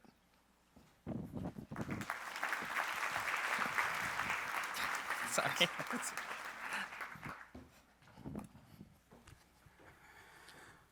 Bonjour à tous. Hello, everyone. It's such an amazing time to be able to see familiar faces and many new faces, all our fishy friends. Before I start, something about the panel has been stirring up emotions. What Sylvia and Ray have talked about are two sides of the same coin in terms of our endeavors to strike a balance with our life support system. I would propose to the United Nations, to Sylvia, to Ray, to find a way to integrate in the decision-making process the true short and long-term costs of extracting and exploiting the ocean with regard to those resources. I think if we have a better understanding of the true costs of doing such things, we might have a better understanding and maybe a better decision-making process of when to do things and how. Now, with respect to time, since I know we don't have very much of it, let me get straight to the point by asking a single question. What is the actual tangible value of a single phytoplankton? The ocean, as you know, generates the vast majority of the oxygen that we breathe on this planet, and that life that we know or all around us depends on, including ourselves. We're talking about 3.4 billion cubic kilometers of volume, 99% of our world's living space, and yet we've explored less than about 7% of it to this day. This little unique oasis in space floating in the vast emptiness of space. I want us all to appreciate how lucky we are to be able to be one of those few creatures invited to live on this little unique blue bubble. And until we can concretely answer that question, we will know very little about our life support system. And we will continue to find ourselves in the situation that we are today. Scientific understanding of our ocean and its ecosystems are vital to tackling the increasing challenges that we are facing. I was inspired not too long ago by my good friend Sylvia and my ancestors, and a real insatiable curiosity for living under the sea. And I had the unbelievable blessing to be able to lead a group to live 31 days on the ocean floor and to leverage technologies that played a vital role in my team's discovery and research. The new science, the new tech that we were able to test, and the public outreach, to Ray's earlier point, were vital in proving a theory that the ocean has enormous value, and more importantly maybe, that the world still cares and wants to learn more. Today, we need new thinking and fresh approaches to using this science, technology, and innovation. Now, galvanized by digitization, by the transformation of ocean research and innovation, this stuff is accelerating in unbelievable ways, as you've probably seen in the news recently. New collaborative mechanisms are gaining ground in many parts of the world, and this disruptive digital technology is increasing the features in commercial and scientific applications. And this is where the slippery slope begins. Today, I'd like to share just a few key examples of some of the latest innovations in ocean, things that may be able to benefit the cause that we're talking about today, living in symbiotic relationship with our planet. A networked ocean will create individual vehicles and instruments and provide real-time information about what's happening in the ocean, much like the National Weather Service. Imagine, for example, that we'd be able to predict weather patterns not just days in advance, but weeks and possibly months ahead, with the ability to better mitigate the impact of storm damage and on infrastructure and, most importantly, human life.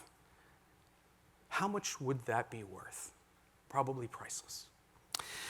Having a finger on the pulse of ocean has fundamental impacts to each and every one of us, whether we live on the shoreline or 1,000 miles away.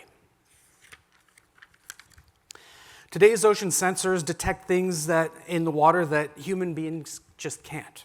And giving scientists a fuller picture of our ocean, whether it's to speed the direction, the speed of the direction of ocean currents, or changes in saltwater chemistry, or carbon cycling, or even biological productivity in the deep sea, are all important factors in that decision-making process. And sensors that are being perfected these days can now start counting in real time the microplastic concentration plumes and other chemical fingerprints that are passing through our ocean's water, so that maybe we can stop the problem at its source. And other arrays are now becoming capable of performing dynamic fish counts, so that we can look at aquatic species beyond the 92% accuracy from fast-moving platforms such as AUVs or autonomous underwater vehicles, so that we can have a better dynamic understanding of the shifting baselines that are happening in our biodiversity.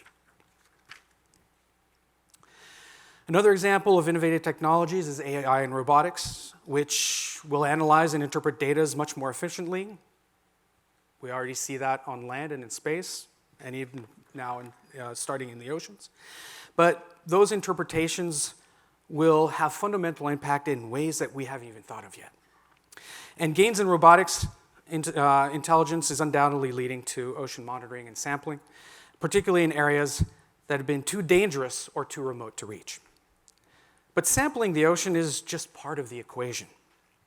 In order to make accurate predictions of long-term changes, ocean scientists will need to rely on a completely different set of technologies that will be deployed from well below the surface, which require a human-ocean interface. There are a lot of institutions out there gathering data, but unfortunately, even in today, 2023, it is still difficult to share and understand. And there are several institutions out there that are even working on unifying this knowledge, which is a monumental task, to be of use to a much wider network. But this task, as I mentioned, is absolutely crushing. And the missing and essential part of knowledge is sharing it and engaging with the general public. Because we cannot do it alone. As a global community, that is the only approach that will be able to get us to the goals that we are striving and preaching for today. The general public has a major part of those solutions that we all seek. And I believe that this is still the most troubling aspect. And this is coming from 3 generations of ocean storytellers. When it comes to a global understanding and intrinsic value of ocean to each and every one of us. Some of you may have heard me talk a little bit about a not-so-secret project that we started launching during COVID, of all places, of all times. Proteus, the International Space Station of the Sea. As a social good enterprise, and I underline this,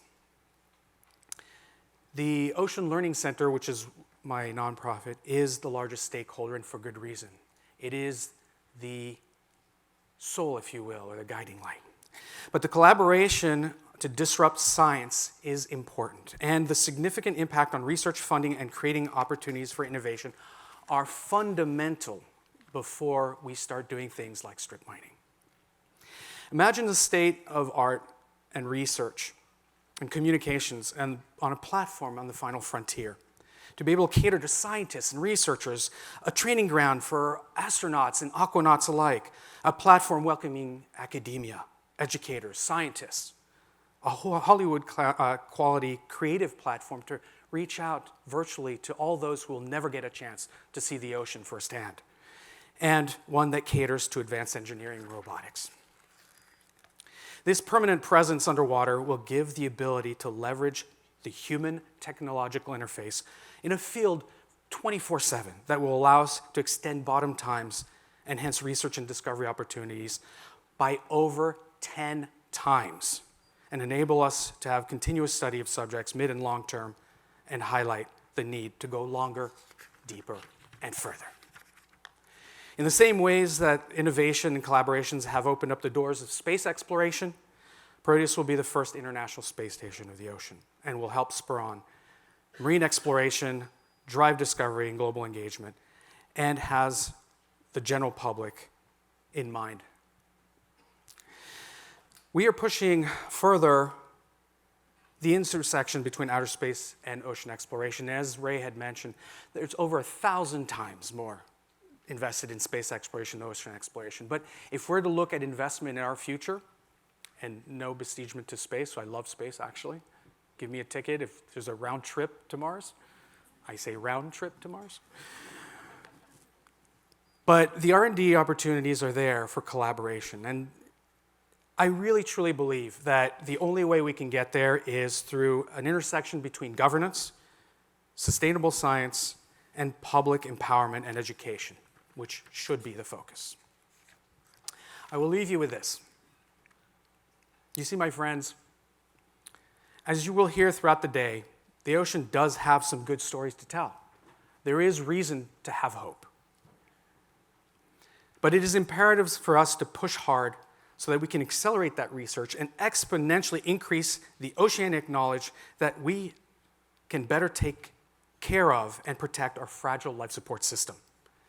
And that we invest the interest that these efforts generate into a future of a healthy planet for all.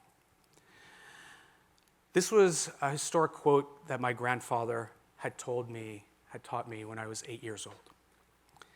But I'll leave you with this one. For most of history, man has had to fight nature in order to survive. In this century, we're starting to understand that in order to survive, we must protect it. Thank you all, and I wish you a fruitful and productive World Ocean Year.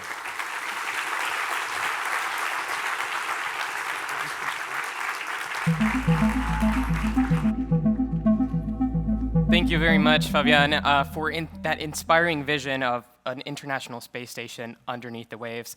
If you ever have a slot for a journalist, sign me up. I'd love to be there. Now on to our next speaker. She is joining us virtually from the Falcor 2 research vessel off the coast of Costa Rica. Diva Amon is a Caribbean marine biologist focused on the little-known habitats and animals of the deep ocean and how our actions are impacting them. She has a deep desire to see stewardship measures applied to the deep ocean, as well as the engagement of a broader group of global stakeholders toward this effort. Good morning, good afternoon, good evening. Many people think the deep ocean is this far away, dark, cold, kind of scary place, but the reality is just so different. It is the largest ecosystem on the planet, providing more than 90% of habitable space, comprising a significant portion of national waters and connected to the coasts and sea surface. And with most of the deep ocean still unexplored, there's no place on the planet we know less about. The deep ocean is home to amazing and largely undiscovered fauna that support ecosystem processes necessary for Earth's natural systems to function. From the tallest mountains on Earth and undersea lakes, to corals as old as the pyramids, glow-in-the-dark sharks, and blind white crabs sustained by bacteria they grow on their chests. The deep ocean also plays a key role in ecosystem services, such as climate regulation, by absorbing heat and sequestering carbon, as well as links to fisheries globally. It's also an integral part of the culture and well-being of local communities, and the seafloor forms part of the world's common heritage. I can't emphasize how special this part is. We just don't have places like this on land that belong to everyone, to you, to me, to all the kids on the planet, to all their kids' kids. It is remarkable that all of us have some sense of ownership and connection to this vast, valuable, and important part of our planet. But it also creates an extremely important responsibility. And the more we learn about the complexity and importance of life in the deep ocean, the more we realize the great peril it faces. Humankind is at a critical juncture for stewarding Earth's oceans.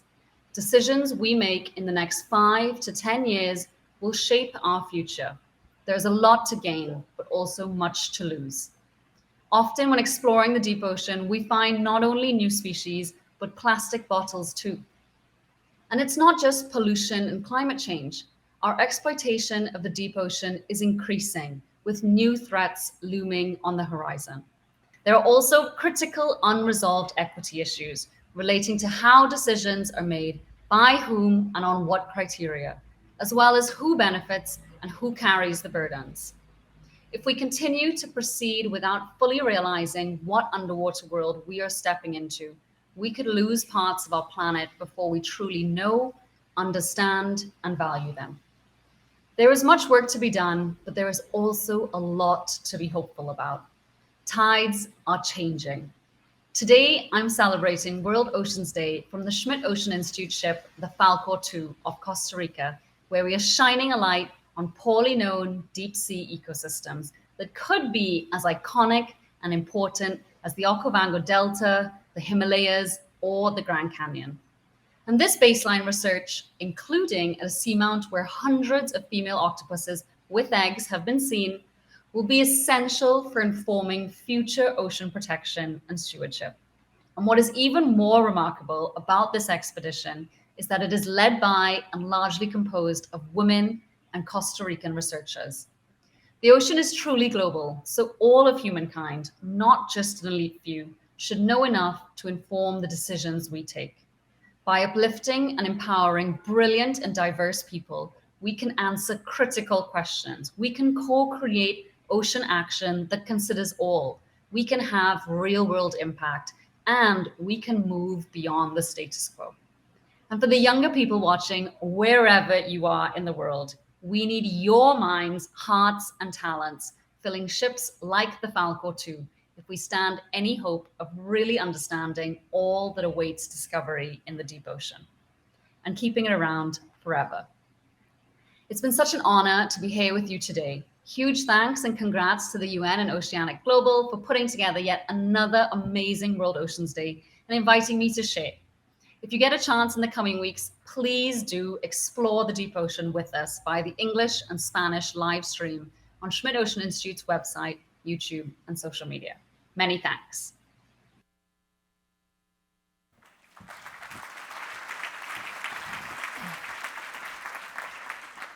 Thank you, Diva, for welcoming us into the deep and vibrant place few of us have had the chance to explore. And also thank you for encouraging us to support the voice of the youth. That movement is very powerful. To close this section, we are pleased to welcome to the stage Titouan Bernicot, the founder and CEO of Coral Gardeners. After witnessing the alarming degradation of his home reef, he was determined to save the world's coral reefs through reef restoration efforts, community awareness, and an advanced innovative technologies.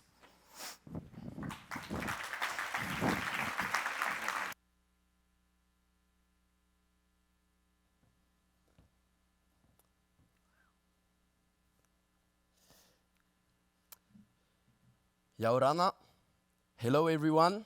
It's a pleasure, it's an honor for me to be here in New York for my first World Ocean Day, World Ocean Week. I'm coming all the way from the South Pacific Ocean, from the islands in French Polynesia, Tahiti, where I live and where we have our headquarters. And today, I'm here to talk about what I love, to talk about the coral reef. And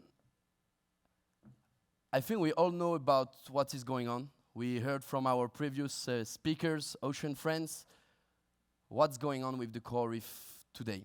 We almost have lost half of them worldwide in just a couple decades, and they could become the first entire ecosystem to collapse from our blue planet. Today, I'm not here to talk about this situation. I'm here to talk about what is going on right now. I'm here to talk about actions. I'm here to talk about solutions. I'm here to talk about hope. And before showing you how I think that the next couple of years will be really important, using technologies, innovation, science to speed up what we are doing, I want to tell you how this passion for coral gardening grew on me. So the house you see on the picture was my first house. From 0 to 3 years old, I grew up in the middle of the Tuamotu archipelago, the remote atolls, and this was the pearl farm of my mom and dad. So this is where I discovered the underwater world for the first time, and it became all my life.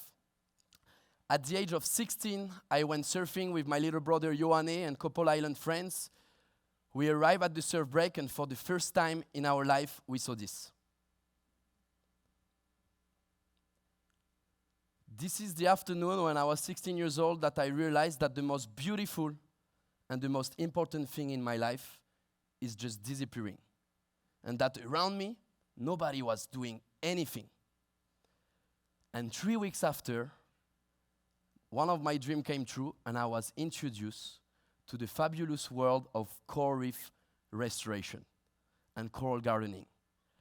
And I will always remember that afternoon when I had the opportunity to go in the water, the crystal clear water of Tahiti, to be out there is no one talking, and I had the opportunity to choose my first coral fragment. And when you're fragmenting your coral, same as what Sylvia and Ray said, you have the fish. This attracts the fish, so they come around you, they are basically your co-workers. And it's amazing to see them coming around your arm, your face, and then I had to plant this first coral. And I came back a couple months later, and it was already twice the size, and if you look carefully, you could see some little tiny orange crabs, some damsel fish that choose my coral as their new home. And I told myself, this is the coolest thing on earth. This is what I want to do in my life. So after that, I was hooked, and I dropped out of school, and I started Coral Gardeners. Yeah. Thank you. And let me show you the first coral that I planted when I was 16 years old. really trial and error, trying different methodology in my garden, in my core garden. But the thing today, guys, is that this is not enough. This is not going fast enough, and core restoration itself is not going to save coral reef ecosystem. There is global awareness, there is innovation, politics. It's a part of the solution, and for me, that's the missing piece of the puzzle, tangible enough to create a global movement. But today, I'm here to talk about the future. You know, I grew up watching all of the things happening at the Silicon Valley on YouTube and things, and I was telling my buddies, my island friends, guys, if only we could apply 1% of those technologies breakthrough into ocean conservation and coral gardening, we could speed up what we're doing. And 3.5 years ago, I hired some engineers, some scientists, and we created the Coral Gardeners Labs, where we are developing some technologies. I want our gardeners around the world to be the James Bonds of the field. I want them to have some connected sensors, artificial intelligence, underwater monitoring app, where you can measure in real time the growth, the health of the corals, and sending all of the data to the cloud and on dashboard. And we are developing artificial intelligence like this one. Those are the first coral we planted with the team in front of the house. And now we can know in real time the number of fish coming back, the species, and the biodiversity increase over time. And so restoration itself is new. It's just we are planting trees on land since thousands of years. It's only a couple years that we are really defining the new methodology to restore entire ecosystem. And now we are able to map the reef with our partners in really high precision to the millimeter, so we can understand what the huge parcel of reef they need in terms of the number of corals. And all this data that the gardeners, the scientists, the engineers are gathering, we are showing it onto a reef map. We call it a digital avatar, where all of the data is available, accessible for the expert to improve the methods and take decisions based on data. And today, during this World Ocean Day 2023 in New York, I'm here to talk about the urgent need for volume, for scale. We need long-term monitoring. We need technologies to better understand the ecosystem so we can protect it. We need to use the available tools to speed up what we are doing. And today, my dream for this World Ocean Day, I'm far from my tiny island, but I have amazing people in the room, so inspiring talk. It's an honor for me to be here, is that we have more people just spreading the story of the reef, about the ocean, supporting the people on the field, trying, and that all together we become that first generation to save an entire ecosystem. Maruru, thank you. Thank you very much.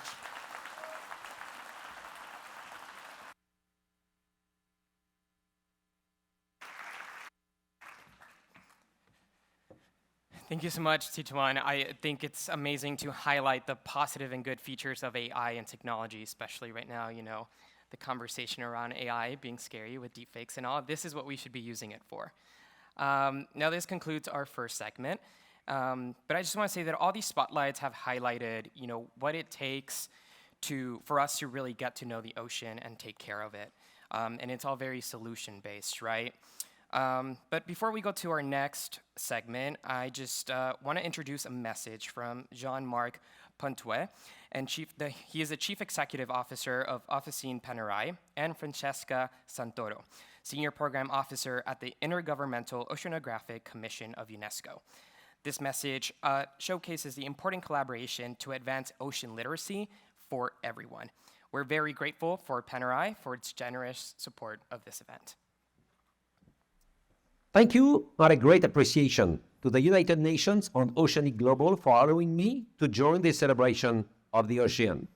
I'm very proud to be here with you today, giving support to the UN World Ocean Day in New York, and I'm even happier to see all these communities made of people from a large variety of different horizons tackling the problem together. Born in Florence, Italy in 1860, Panerai became the last 3 decades a luxury watch brand with a direct link to the ocean. We started our journey of sustainability in 2019 when, meeting with one of our brand ambassadors, Mike Horn, used to explore territories like Patagonia or the North Pole. It's him who alerted our organization about the accelerated speed of pollution in the oceans, and not only the one close to the big cities, but also in the most remote territories of the world. You may ask yourself, what is the power of a luxury brand, or even more, what is its role towards ocean preservation?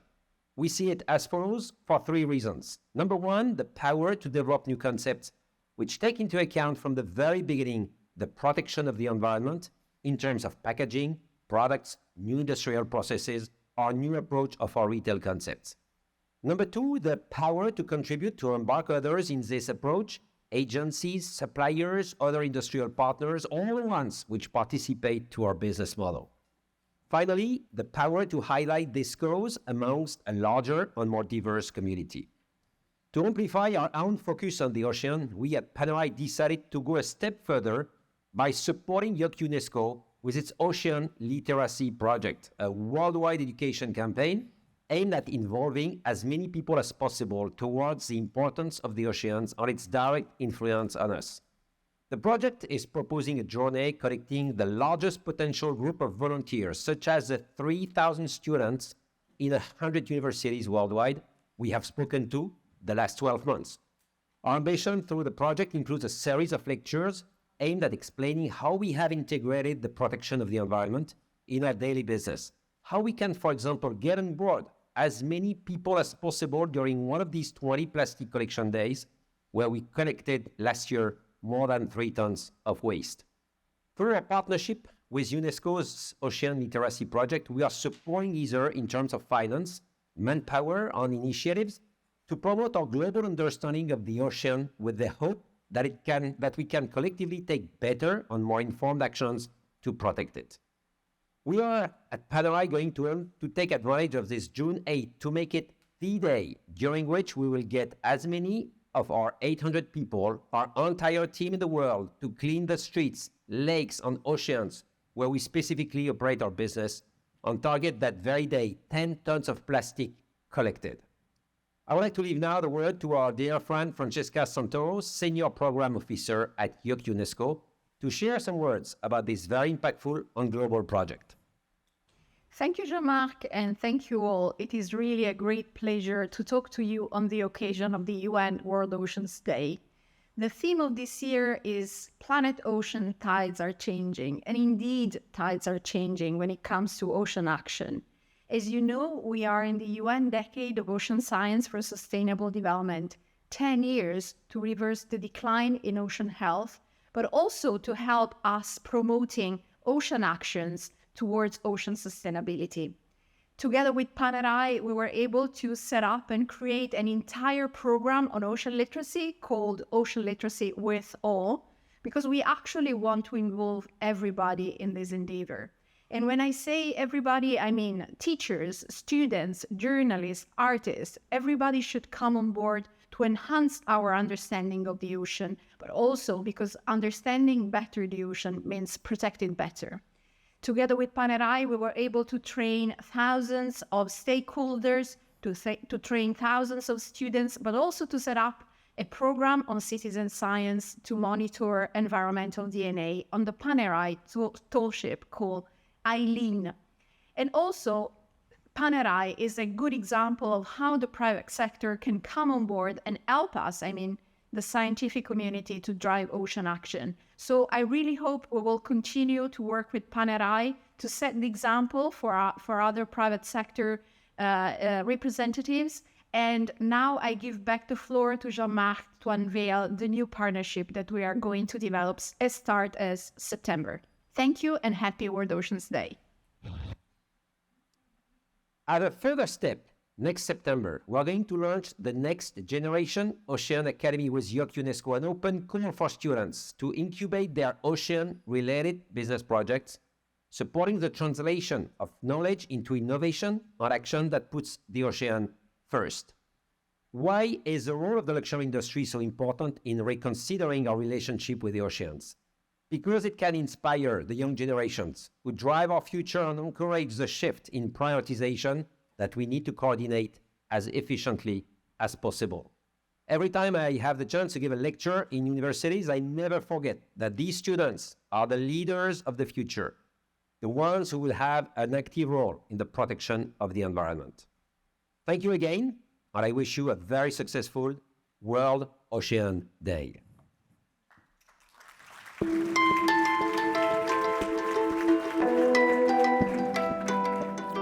you again to Jean-Marc Pontroué of Panerai and Francesca Santoro of IOC UNESCO for their generous contribution, but also making us all very ocean aware. We are going to turn now to our second segment, which offers 3 different spotlight presentations that all aim to underscore our interconnectivity to and reliance on the ocean. We will have the chance during this segment to listen to 3 blue perspective stories. Excuse me.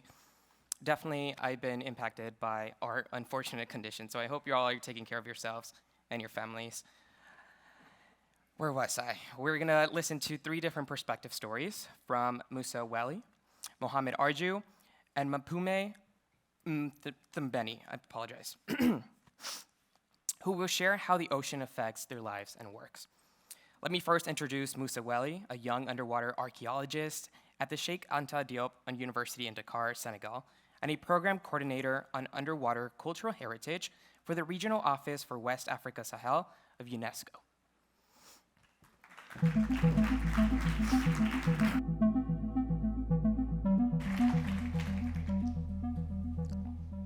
Thank you very much. Thank you for this opportunity. Thank you for the organizer, UN, Panerai, and Oceanic Global. It's a real opportunity to be here for sharing and learning our knowledge about the protection of the ocean. Allow me to speak in French for my communication. And it's a real pleasure also, again, to be here. Je suis né bercé par le bruit des vagues. Donc, et je me suis attaché à l'univers marin grâce aux anecdotes que racontaient mes parents pêcheurs chaque soir lorsqu'ils revenaient de la mer. Comme vous pouvez le deviner, je suis né dans ma famille maternelle Lébou, les communautés de pêcheurs du Sénégal, particulièrement qui sont au niveau de Dakar, la capitale. Ma passion de l'océan est donc profonde. Elle est ancrée dans mon identité et est devenue aujourd'hui un devoir professionnel, car en tant qu'archéologue sous-marin, j'ai l'obligation d'écrire notre histoire, les cultures maritimes disparues, et également de contribuer à cette protection des océans. Comme vous pouvez le voir sur ces images, c'est ma communauté, les Lébou de Dakar, avec leurs pirogues qui aujourd'hui, ces embarcations qui deviennent aujourd'hui l'identité du Sénégal. Si vous tapez sur Google, vous allez automatiquement voir ce type d'embarcation qui vraiment marque l'identité du Sénégal. Donc, à l'heure actuelle, la contribution de l'archéologie sous-marine n'est plus à démontrer. Car on contribue à la connaissance, la protection et la promotion des océans. Mon travail de tous les jours est donc d'explorer les océans pour percer ces mystères à travers les recherches que nous menons pour connaître surtout les modes de vie du passé, les civilisations maritimes, mais également l'histoire de la communauté internationale à travers les navigations dans le passé. Mes explorations au large des côtes africaines m'ont permis de mieux comprendre la nécessité de protéger les océans. Surtout également le patrimoine culturel qui est sous l'eau. Sa préservation contribue à la protection de cet univers marin. En effet, mes recherches en cours au niveau du delta du Saloum. Le delta du Saloum, c'est comme vous le savez tous, c'est un site du patrimoine mondial de l'UNESCO et fait partie des 7 sites inscrits sur la liste du patrimoine mondial au Sénégal. Et c'est des sites funéraires, des sites d'amas coquillés bimillénaires depuis le néolithique.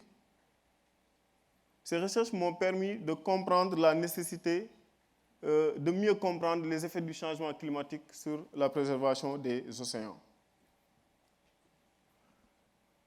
Aujourd'hui, ce site du patrimoine mondial de l'UNESCO est affecté par le changement climatique avec la montée des eaux. Et nous menons des recherches pour mieux comprendre ce niveau de submersion des eaux et pouvoir prendre des décisions quant à sa préservation. En étudiant le patrimoine culturel subaquatique et côtier, nous pouvons tirer les leçons de ce passé et se reconnecter à l'océan. Ce n'est qu'ainsi que les communautés pourront comprendre et valoriser l'océan. Également, je souhaitais partager avec vous les enjeux liés aux épaves historiques sous-marines, qui illustrent également l'importance du patrimoine des océans. À l'image de Urania, comme vous pouvez le voir sur ces images, qui est un naufragé au large de l'archipel du Cap-Vert, en Afrique toujours, en 1809, et qui témoigne une partie de l'histoire des nations, notamment le commerce transatlantique des esclaves. Cette épave, comme tant d'autres qui reposent dans les fonds marins, est une nurserie aujourd'hui pour la reproduction des espèces marines. Un grand nombre d'espèces s'y reproduisent et c'est également un site d'intérêt touristique et participe au développement économique de cette communauté, notamment l'archipel du Cap-Vert. Ce patrimoine englouti au niveau des océans est aujourd'hui une priorité pour l'UNESCO. Et notamment dans le domaine de la culture, avec la convention de l'UNESCO de 2001 de l'UNESCO pour la protection du patrimoine culturel subaquatique, nous intervenons pour assurer une meilleure protection de cet héritage qui nous est commun, mais surtout également de renforcer les capacités des professionnels africains. Et c'est surtout l'intervention du bureau régional de l'UNESCO à Dakar, le bureau régional pour l'Afrique de l'Ouest, où je travaille comme coordinateur de programme, où nous menons vraiment des programmes innovants dans la région pour renforcer cette expertise dans le domaine de l'archéologie sous-marine, mais également de bâtir des capacités à travers les jeunes pour assurer une meilleure protection des océans. La culture est aujourd'hui l'un des rares aspects qui peuvent créer un lien direct entre l'homme et les océans. À travers la culture, un sentiment d'appartenance s'établit,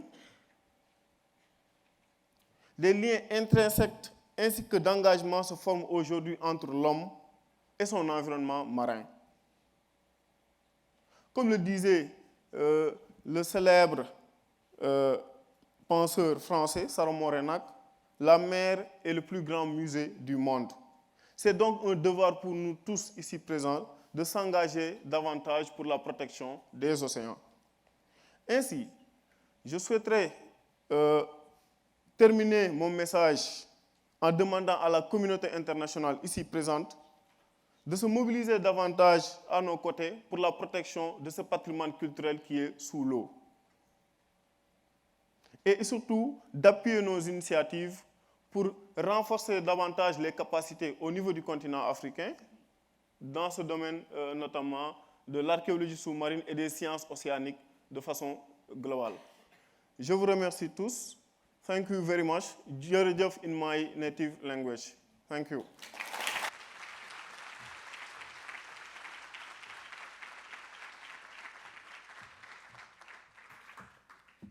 Thank you, Musa, for sharing with us what the maritime past can tell us about the present and the future.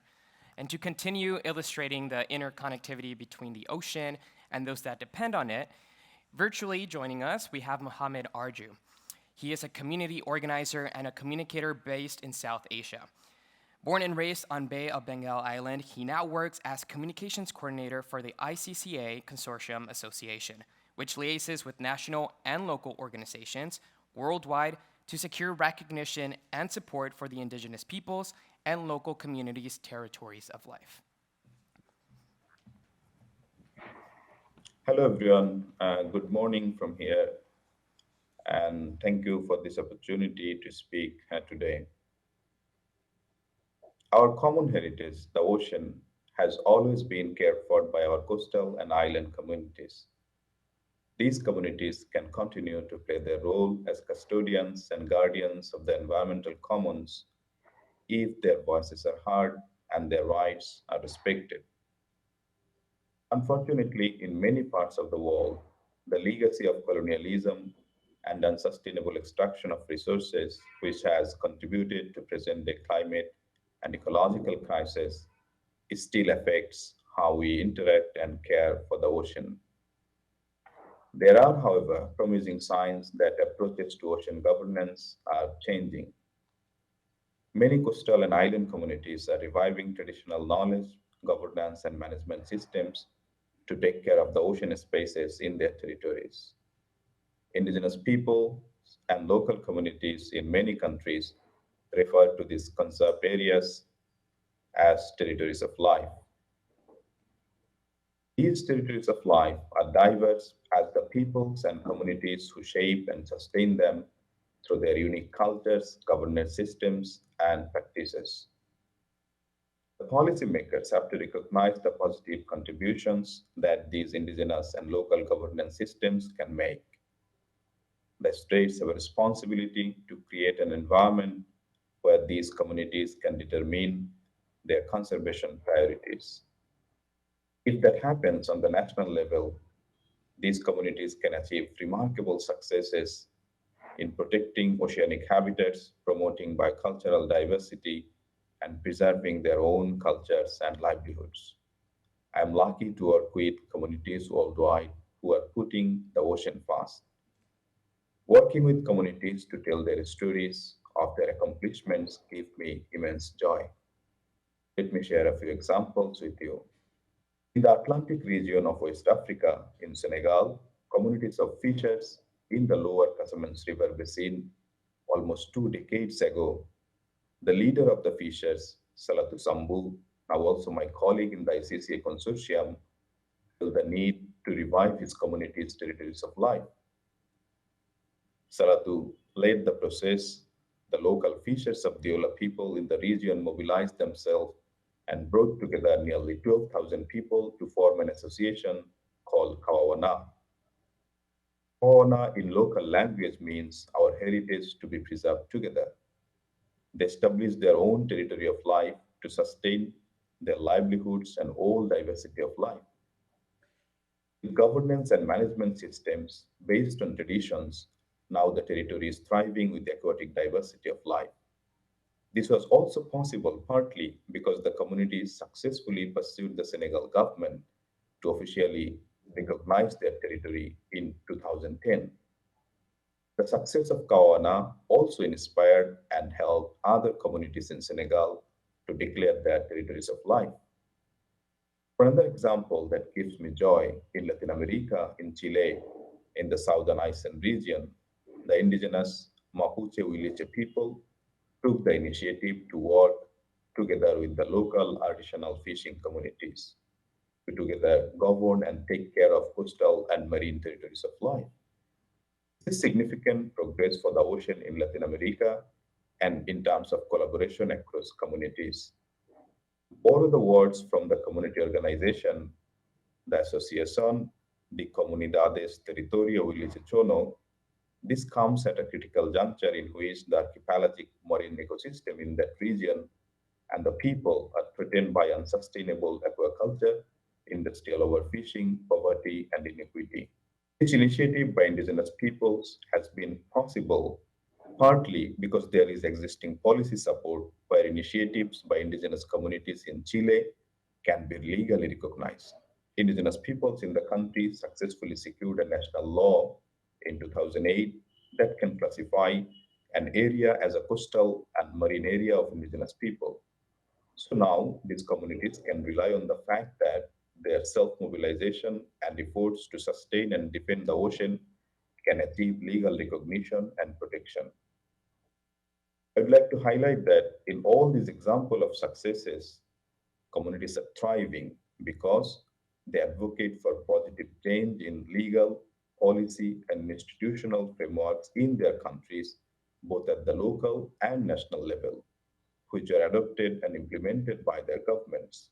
I'm convinced if governments globally were to embrace this proven approach to territories of life and were to remove the remaining structural and political barriers to the leadership, the stewardship of indigenous peoples and local communities in the governance and management of oceanic and coastal territories, we can turn the tide for planet ocean.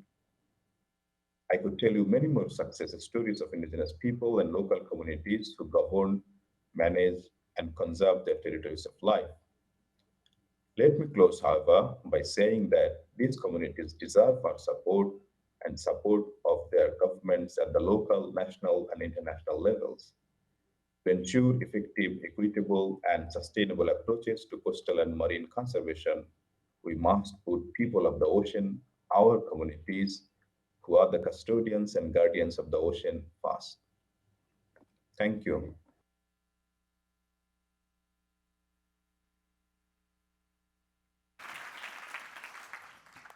Thank you so much, Arju, for joining us virtually and also sharing your experience with us, which is very inspiring.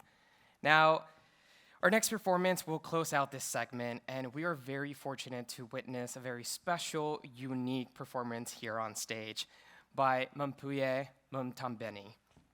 She is an award-winning performer and theater maker from Umlazi, Durban, South Africa. And as co-director of Empatheater, she focuses on merging research and performance in service of marginalized communities, where the theater acts as sort of a healer or shaman, and stories are a form of medicine. Odlala thongo lami bayeza, odlala bo, bayeza bangoma baphuma olwandle, odlala sangoma, odlala bo, bayeza bangoma baphuma olwandle, odlala thongo lami, odlala we, bayeza bangoma baphuma olwandle, odlala lwandle. Odlala bo, bayeza bangoma baphuma olwandle.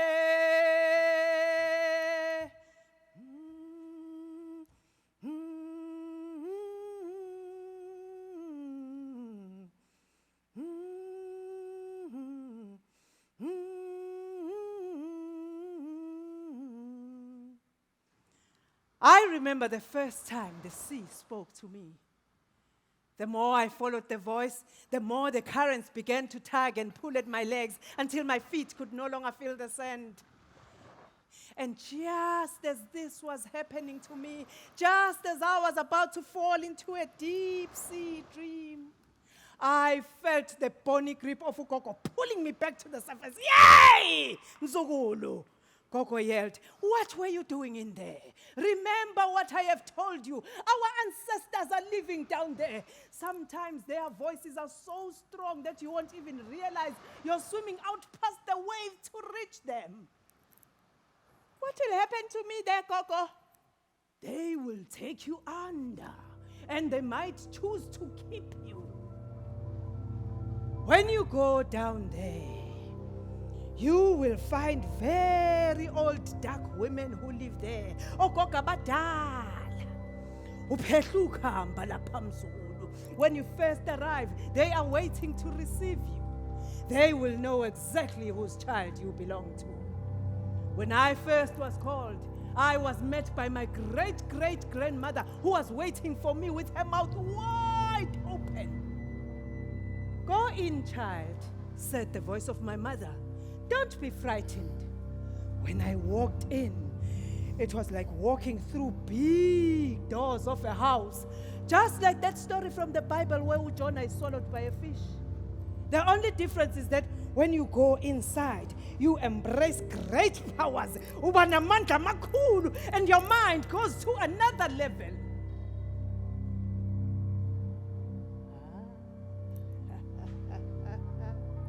But when Mzukulu, you are not yet ready for this. It's not yet your time. This is a scene from our Empatheater play, Lalelwa Ulwandle, Listen to the Sea. My name is Mpume Mtombeni. I was born and raised in Umlazi, a township near in Durban, in South Africa. I am a healer, a sangoma. I use words and stories like this one to heal. I remember when I was growing up, ngisakhula ngisamncane, I used to visit sangomas in the neighborhood, and they would teach me how to beat the drum. They would teach me how to dance. They would teach me how to listen and learn from my dreams. I remember one old sangoma telling me how people would go towards in the sea, how they would be carried by this big cloud into the sea towards their ancestors. How did they get into the sea? Lingena kanjani idlozi emanzini? I have carried this question with me my entire life. I could have never imagined answering this question through our theater methodology, Empatheater, that the answers would keep flowing with new understanding like the tides and phases of the moon.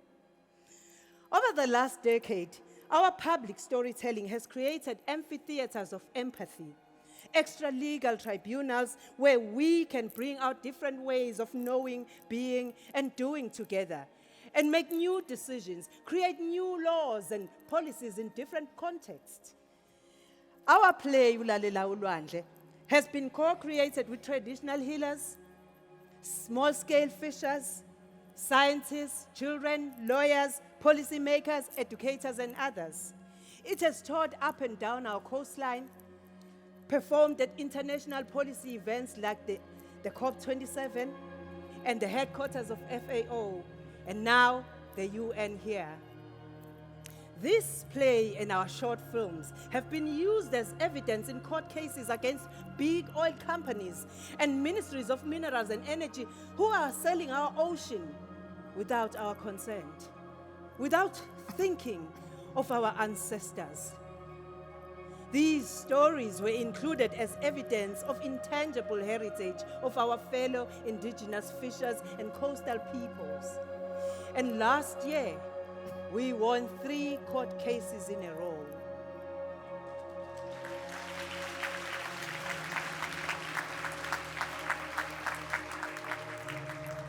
I am here today to call all the policymakers, all the decision makers, align with the storytellers, the healers and lovers of the ocean who have words and images, dreams and memories, who can speak to the ocean and who can also listen to her needs.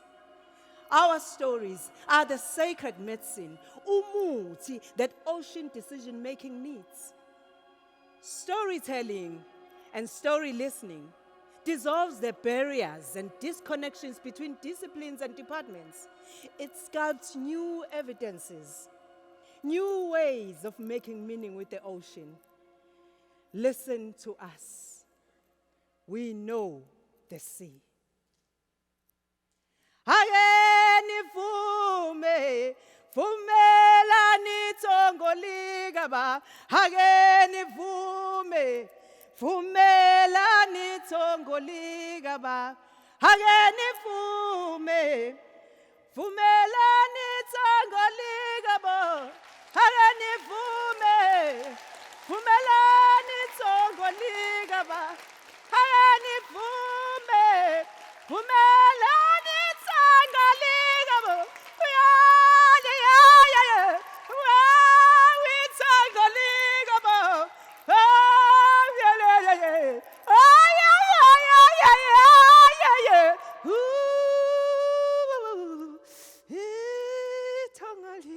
ba.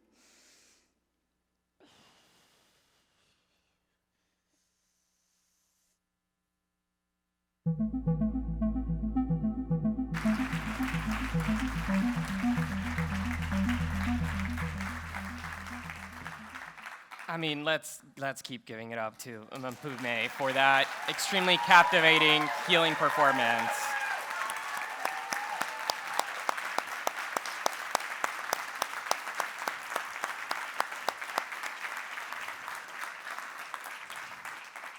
Thank you so much for that performance. It's an amazing way to close out this segment. And thank you all for being here. Also for promoting the ocean, awareness, implementing solutions, and caring. I want to introduce our next segment, which I know is a fan favorite, and that's the photo competition. But to set it off, I'd like to welcome back to the stage Lucas Bravo.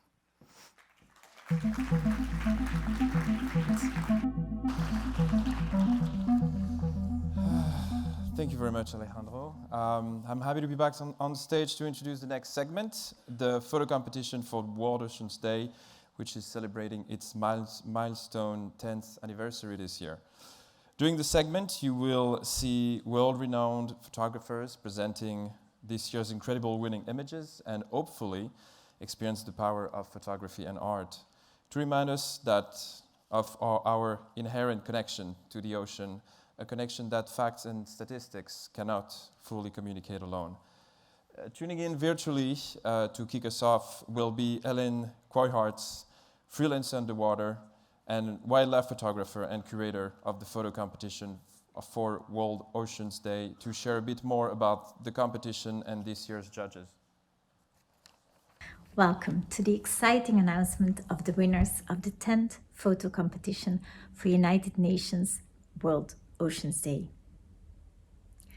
The 10th annual photo competition is coordinated in collaboration with the United Nations Division for Ocean Affairs and the Law of the Sea, Dive Photo Guide, Oceanic Global, Nausicaa, and the Intergovernmental Oceanographic Commission of UNESCO. Thanks to the efforts of the coordinators, who I want to thank sincerely, and thanks to the participation of you photographers, professional or amateur, or just people with a keen eye carrying a camera and pressing the shutter at the right moment, we have been able to build an extensive database of images in a wide array of categories to help visualize for decision makers and stakeholders that we have to put the ocean first. Everything is connected, and there is no planet Earth without a healthy planet ocean.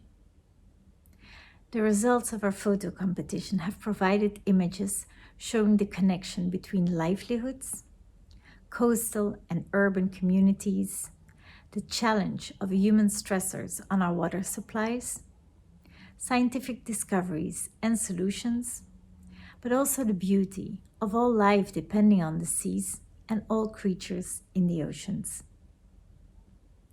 To celebrate this 10th anniversary, United Nations Division of Ocean Affairs and Law of the Sea has been granted the permission to showcase a celebratory exhibition in the visitors lobby at the United Nations in New York. The theme is Photography for Sustainable Development. The images are amplifying the narrative, and the narrative is enhancing the images, thus proving the importance of photography at the negotiation table, the ability to be touched by an image, the evocation of curiosity, and the start of a dialogue leading to tides that are changing. We invite you to take a look at the exhibition in real life or at the UN exhibition website, and we hope you too will get carried away and inspired to be the change you want to see.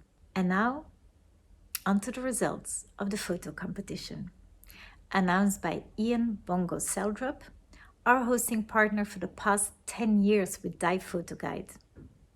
And the judges, Antoine Janssens, Rajan Desai, Ratika Ramasamy, Ipaud Lin, all at the top of their field in wildlife photography. Over to our host, Bongso-Seldrup, announcing the first category, No Time to Waste. Hi everyone, Bongso-Seldrup, Managing Editor of Dive Photo Guide, here in Melbourne, Australia. Over the last 10 years, the UN World Oceans Day photo competition has attracted many incredible images from all over the world. Overwhelmingly, they've shown us the beauty of the ocean and the creatures that rely on it, both animal and human, and inspired us to do our part to protect and conserve that beauty. But to really inspire us to take action, we also have to see the damage we've done, collectively, through our actions. This year, in one category, we invited photographers to address the urgency of the problems that the oceans face by submitting a set of 3 images. The category is called No Time to Waste, and all 3 of our winners used their images to show the literal meaning of waste. In 3rd place, Inès Gouvarts from Belgium. She's the in-house photographer for the global NGO River Cleanup. Her 3 images show the tragic build-up of plastic trash at the mouth of a river flowing into the Adriatic Sea. This is a river in Albania, but it could be anywhere. All over the world, rivers are carrying plastic, trash, industrial waste and other pollutants from our towns and cities to the oceans. Inez's images, especially the aerial shots, demonstrate very effectively just how huge this problem is. Second place goes to Simon Lorenz from Germany. Simon's a professional underwater photographer who's seen firsthand the tragic result of plastic pollution in the oceans. This isn't just plastic from our cities. This is another form of deadly plastic, ghost nets. Simon often comes across animals that have become entangled in these discarded and abandoned nets, living and dead. These three gut-wrenching images were shot in Sri Lanka's waters, but again, they could have been photographed anywhere. Sadly, there was nothing that could be done for the first turtle in that image, but incredibly, the turtle in the other two images was unharmed when Simon's team first found it, and they managed to cut it free.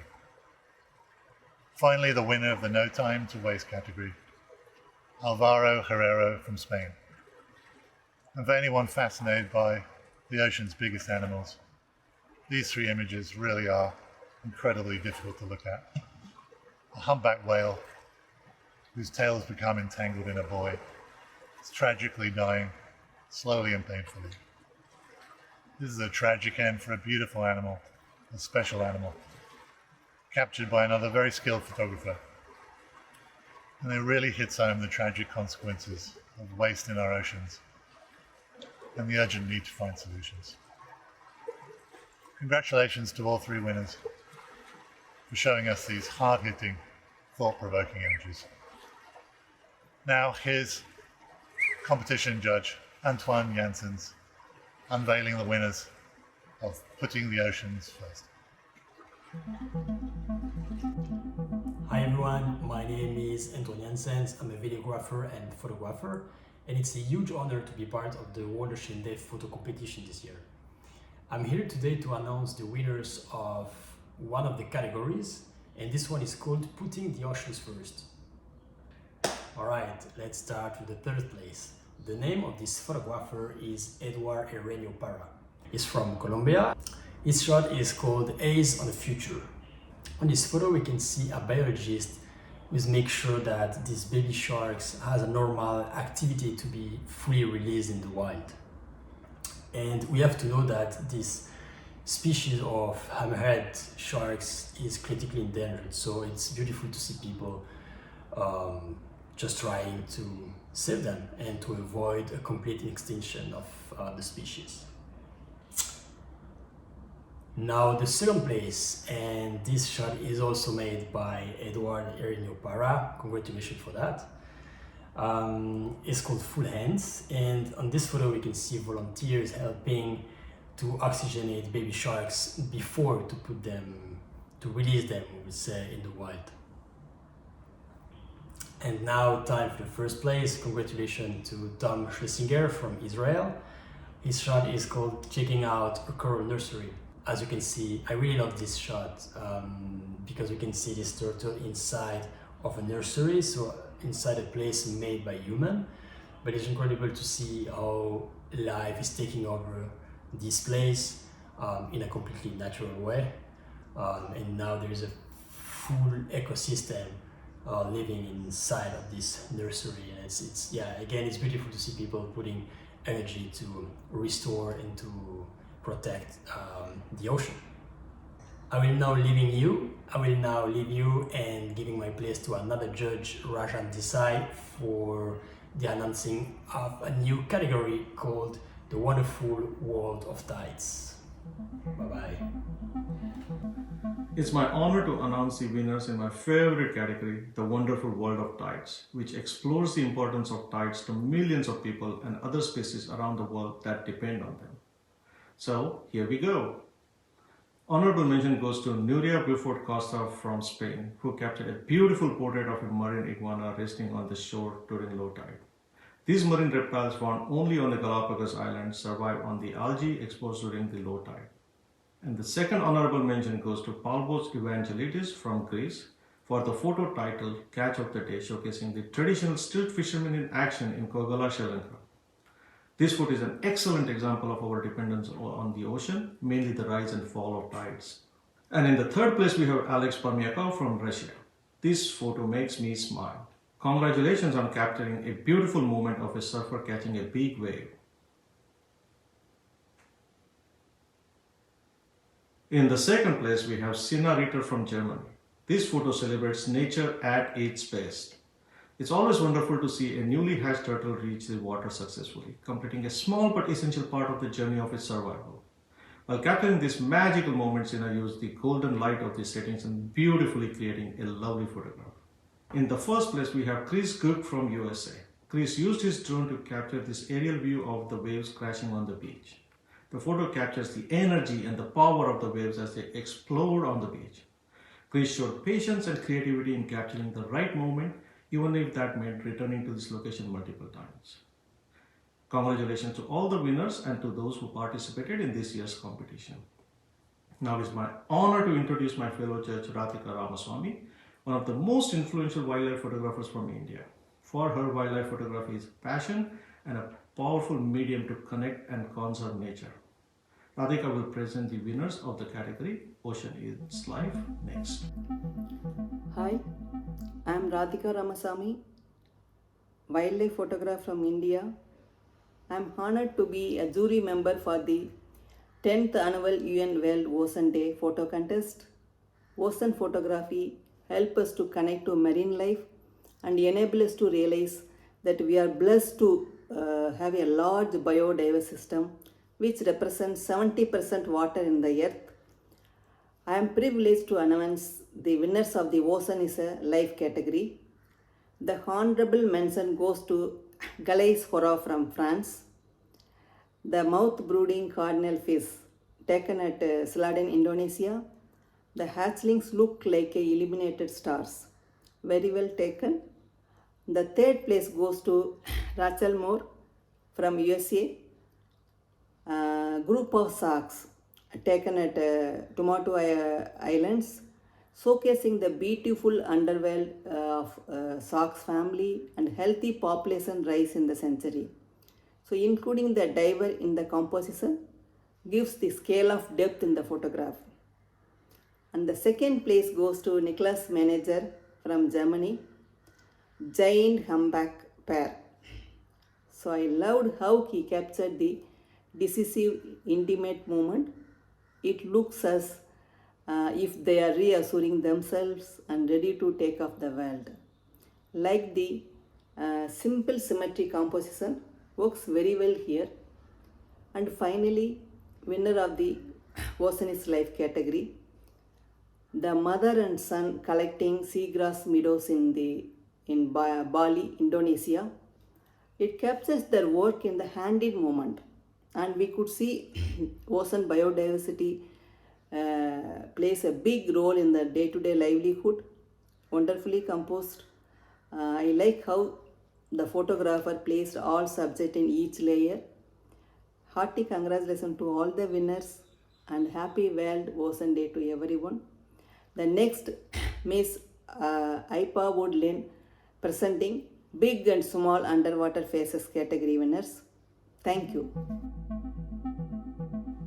Hello everyone, my name is Ipa Huaidilin and I am based in Kuala Lumpur, Malaysia. I'm a professional wildlife and underwater photographer and also a scuba instructor. I'll be announcing the category Big and Small Underwater Faces, which is my favorite category of all. This category showcases stunning images of portrait photography underwater, and the pictures are simply amazing. The third place goes to Adriano Moretin from Italy. Now, this stunning image showcases 3 porcelain crabs symmetrical on a soft coral, which is not easy to actually shoot. The second place goes to Simon Temple from United Kingdom. His image showcases a common goby inside a sea urchin, which has vibrant colors all around it, making it spectacular. And the first place goes to Glenn Ostel from USA. Now, this image showcases a young seal full of emotion surrounded by fishes while hunting. Incredible. Congratulations to all the winners in this category. Ellen Galatz, our curator, will now announce the final category, Underwater Seascapes. To you, Ellen. Thank you, Ipa. Underwater seascapes usually is a category with many entries, and to grab the attention of our seasoned judges is an accomplishment on its own. Ending this winner's announcement with a category full of wide-angled dream value, we hope to inspire you to take action to protect these amazing sceneries. Honorable mention goes to Fanping, China. It's a serene image of Cenote de Pit in the Yucatan Peninsula. Freshwater aquifers are connected to the ocean, and the lives of many people are depending on these supplies, but also the reefs depend on the preservation of the water quality within. Third place goes to Simon Biddy of the United Kingdom. Many images of the playful colony of sea lions at Los Islotes in a national marine park and UNESCO World Heritage Site close to La Paz in Mexico have placed in this competition the past years, but this one, with a silhouette of a female playing with two pups surrounded by a shoal of sardines, evokes such an intimate view in a world hidden to many that the judges and I could not resist. Second place goes to Mayumi Takuchi Ebbins, also United Kingdom. A female moon jellyfish changes color to a bright pink when she's ready for mating, and she attracts a bloom of males. It's a stunning image taken in the cold waters around Alaska. And the first place goes to Andy Schmidt from Switzerland. An action shot of a female orca feeding on schools of herring in the fjords of northern Norway, taken while freediving. And the clarity in this shot is just inviting, although taken in difficult and low light conditions, which would classify as uninviting. So well done. Congratulations to all winners and participants, and thank you for sharing your images to help educate and preserve our fragile balance on our blue planet. Thank you for organizing this day and for making the photo competition a part of it. A special thank you to François Ballet, whose tireless efforts have kept this photo competition growing. Happy 10th anniversary. Back to you in New York, and remember, let's make every day World Oceans Day. Bye-bye.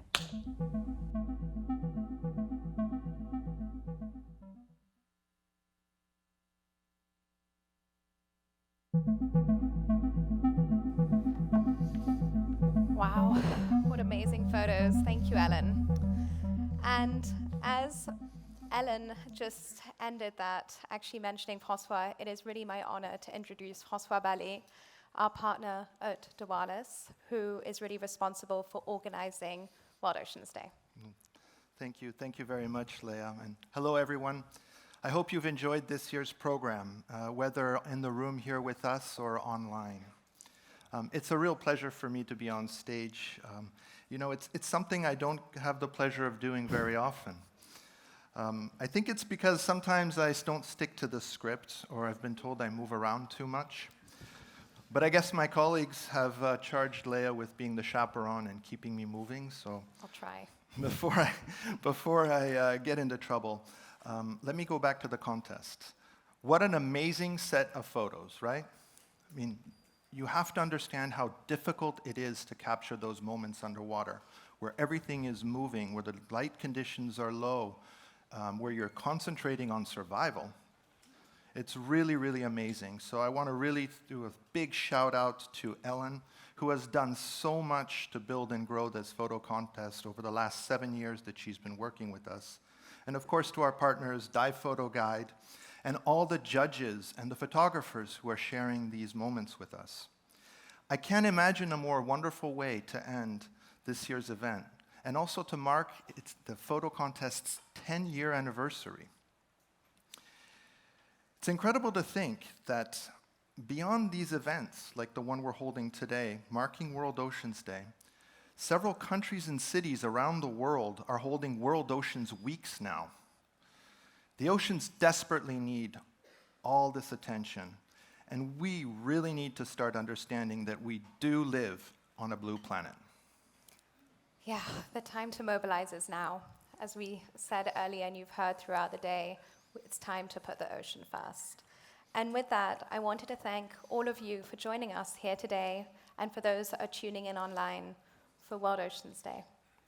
Indeed, and a very special thanks to all the presenters who I know are sitting here, the speakers, and of course, Oceanic Global and the team, Doalas, the team, Special Events, who are always behind the scenes and making this possible. Really big shout out to you. And to the Friends of World Oceans Day, and Emily, who always helps us so much coordinating that group.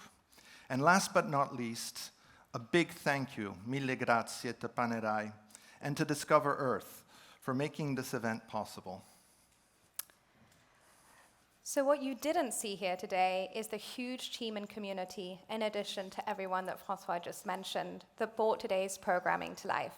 So in addition to the Dualis team, the outstanding volunteers, the hub members, the check-in team, to our production partner and creative partners, including 351 Studios, C Factor, PTR & Co., Megan Goldman, Nicole Hitchen, Carl Navarro, Karen Radthor, and Jake Bushell.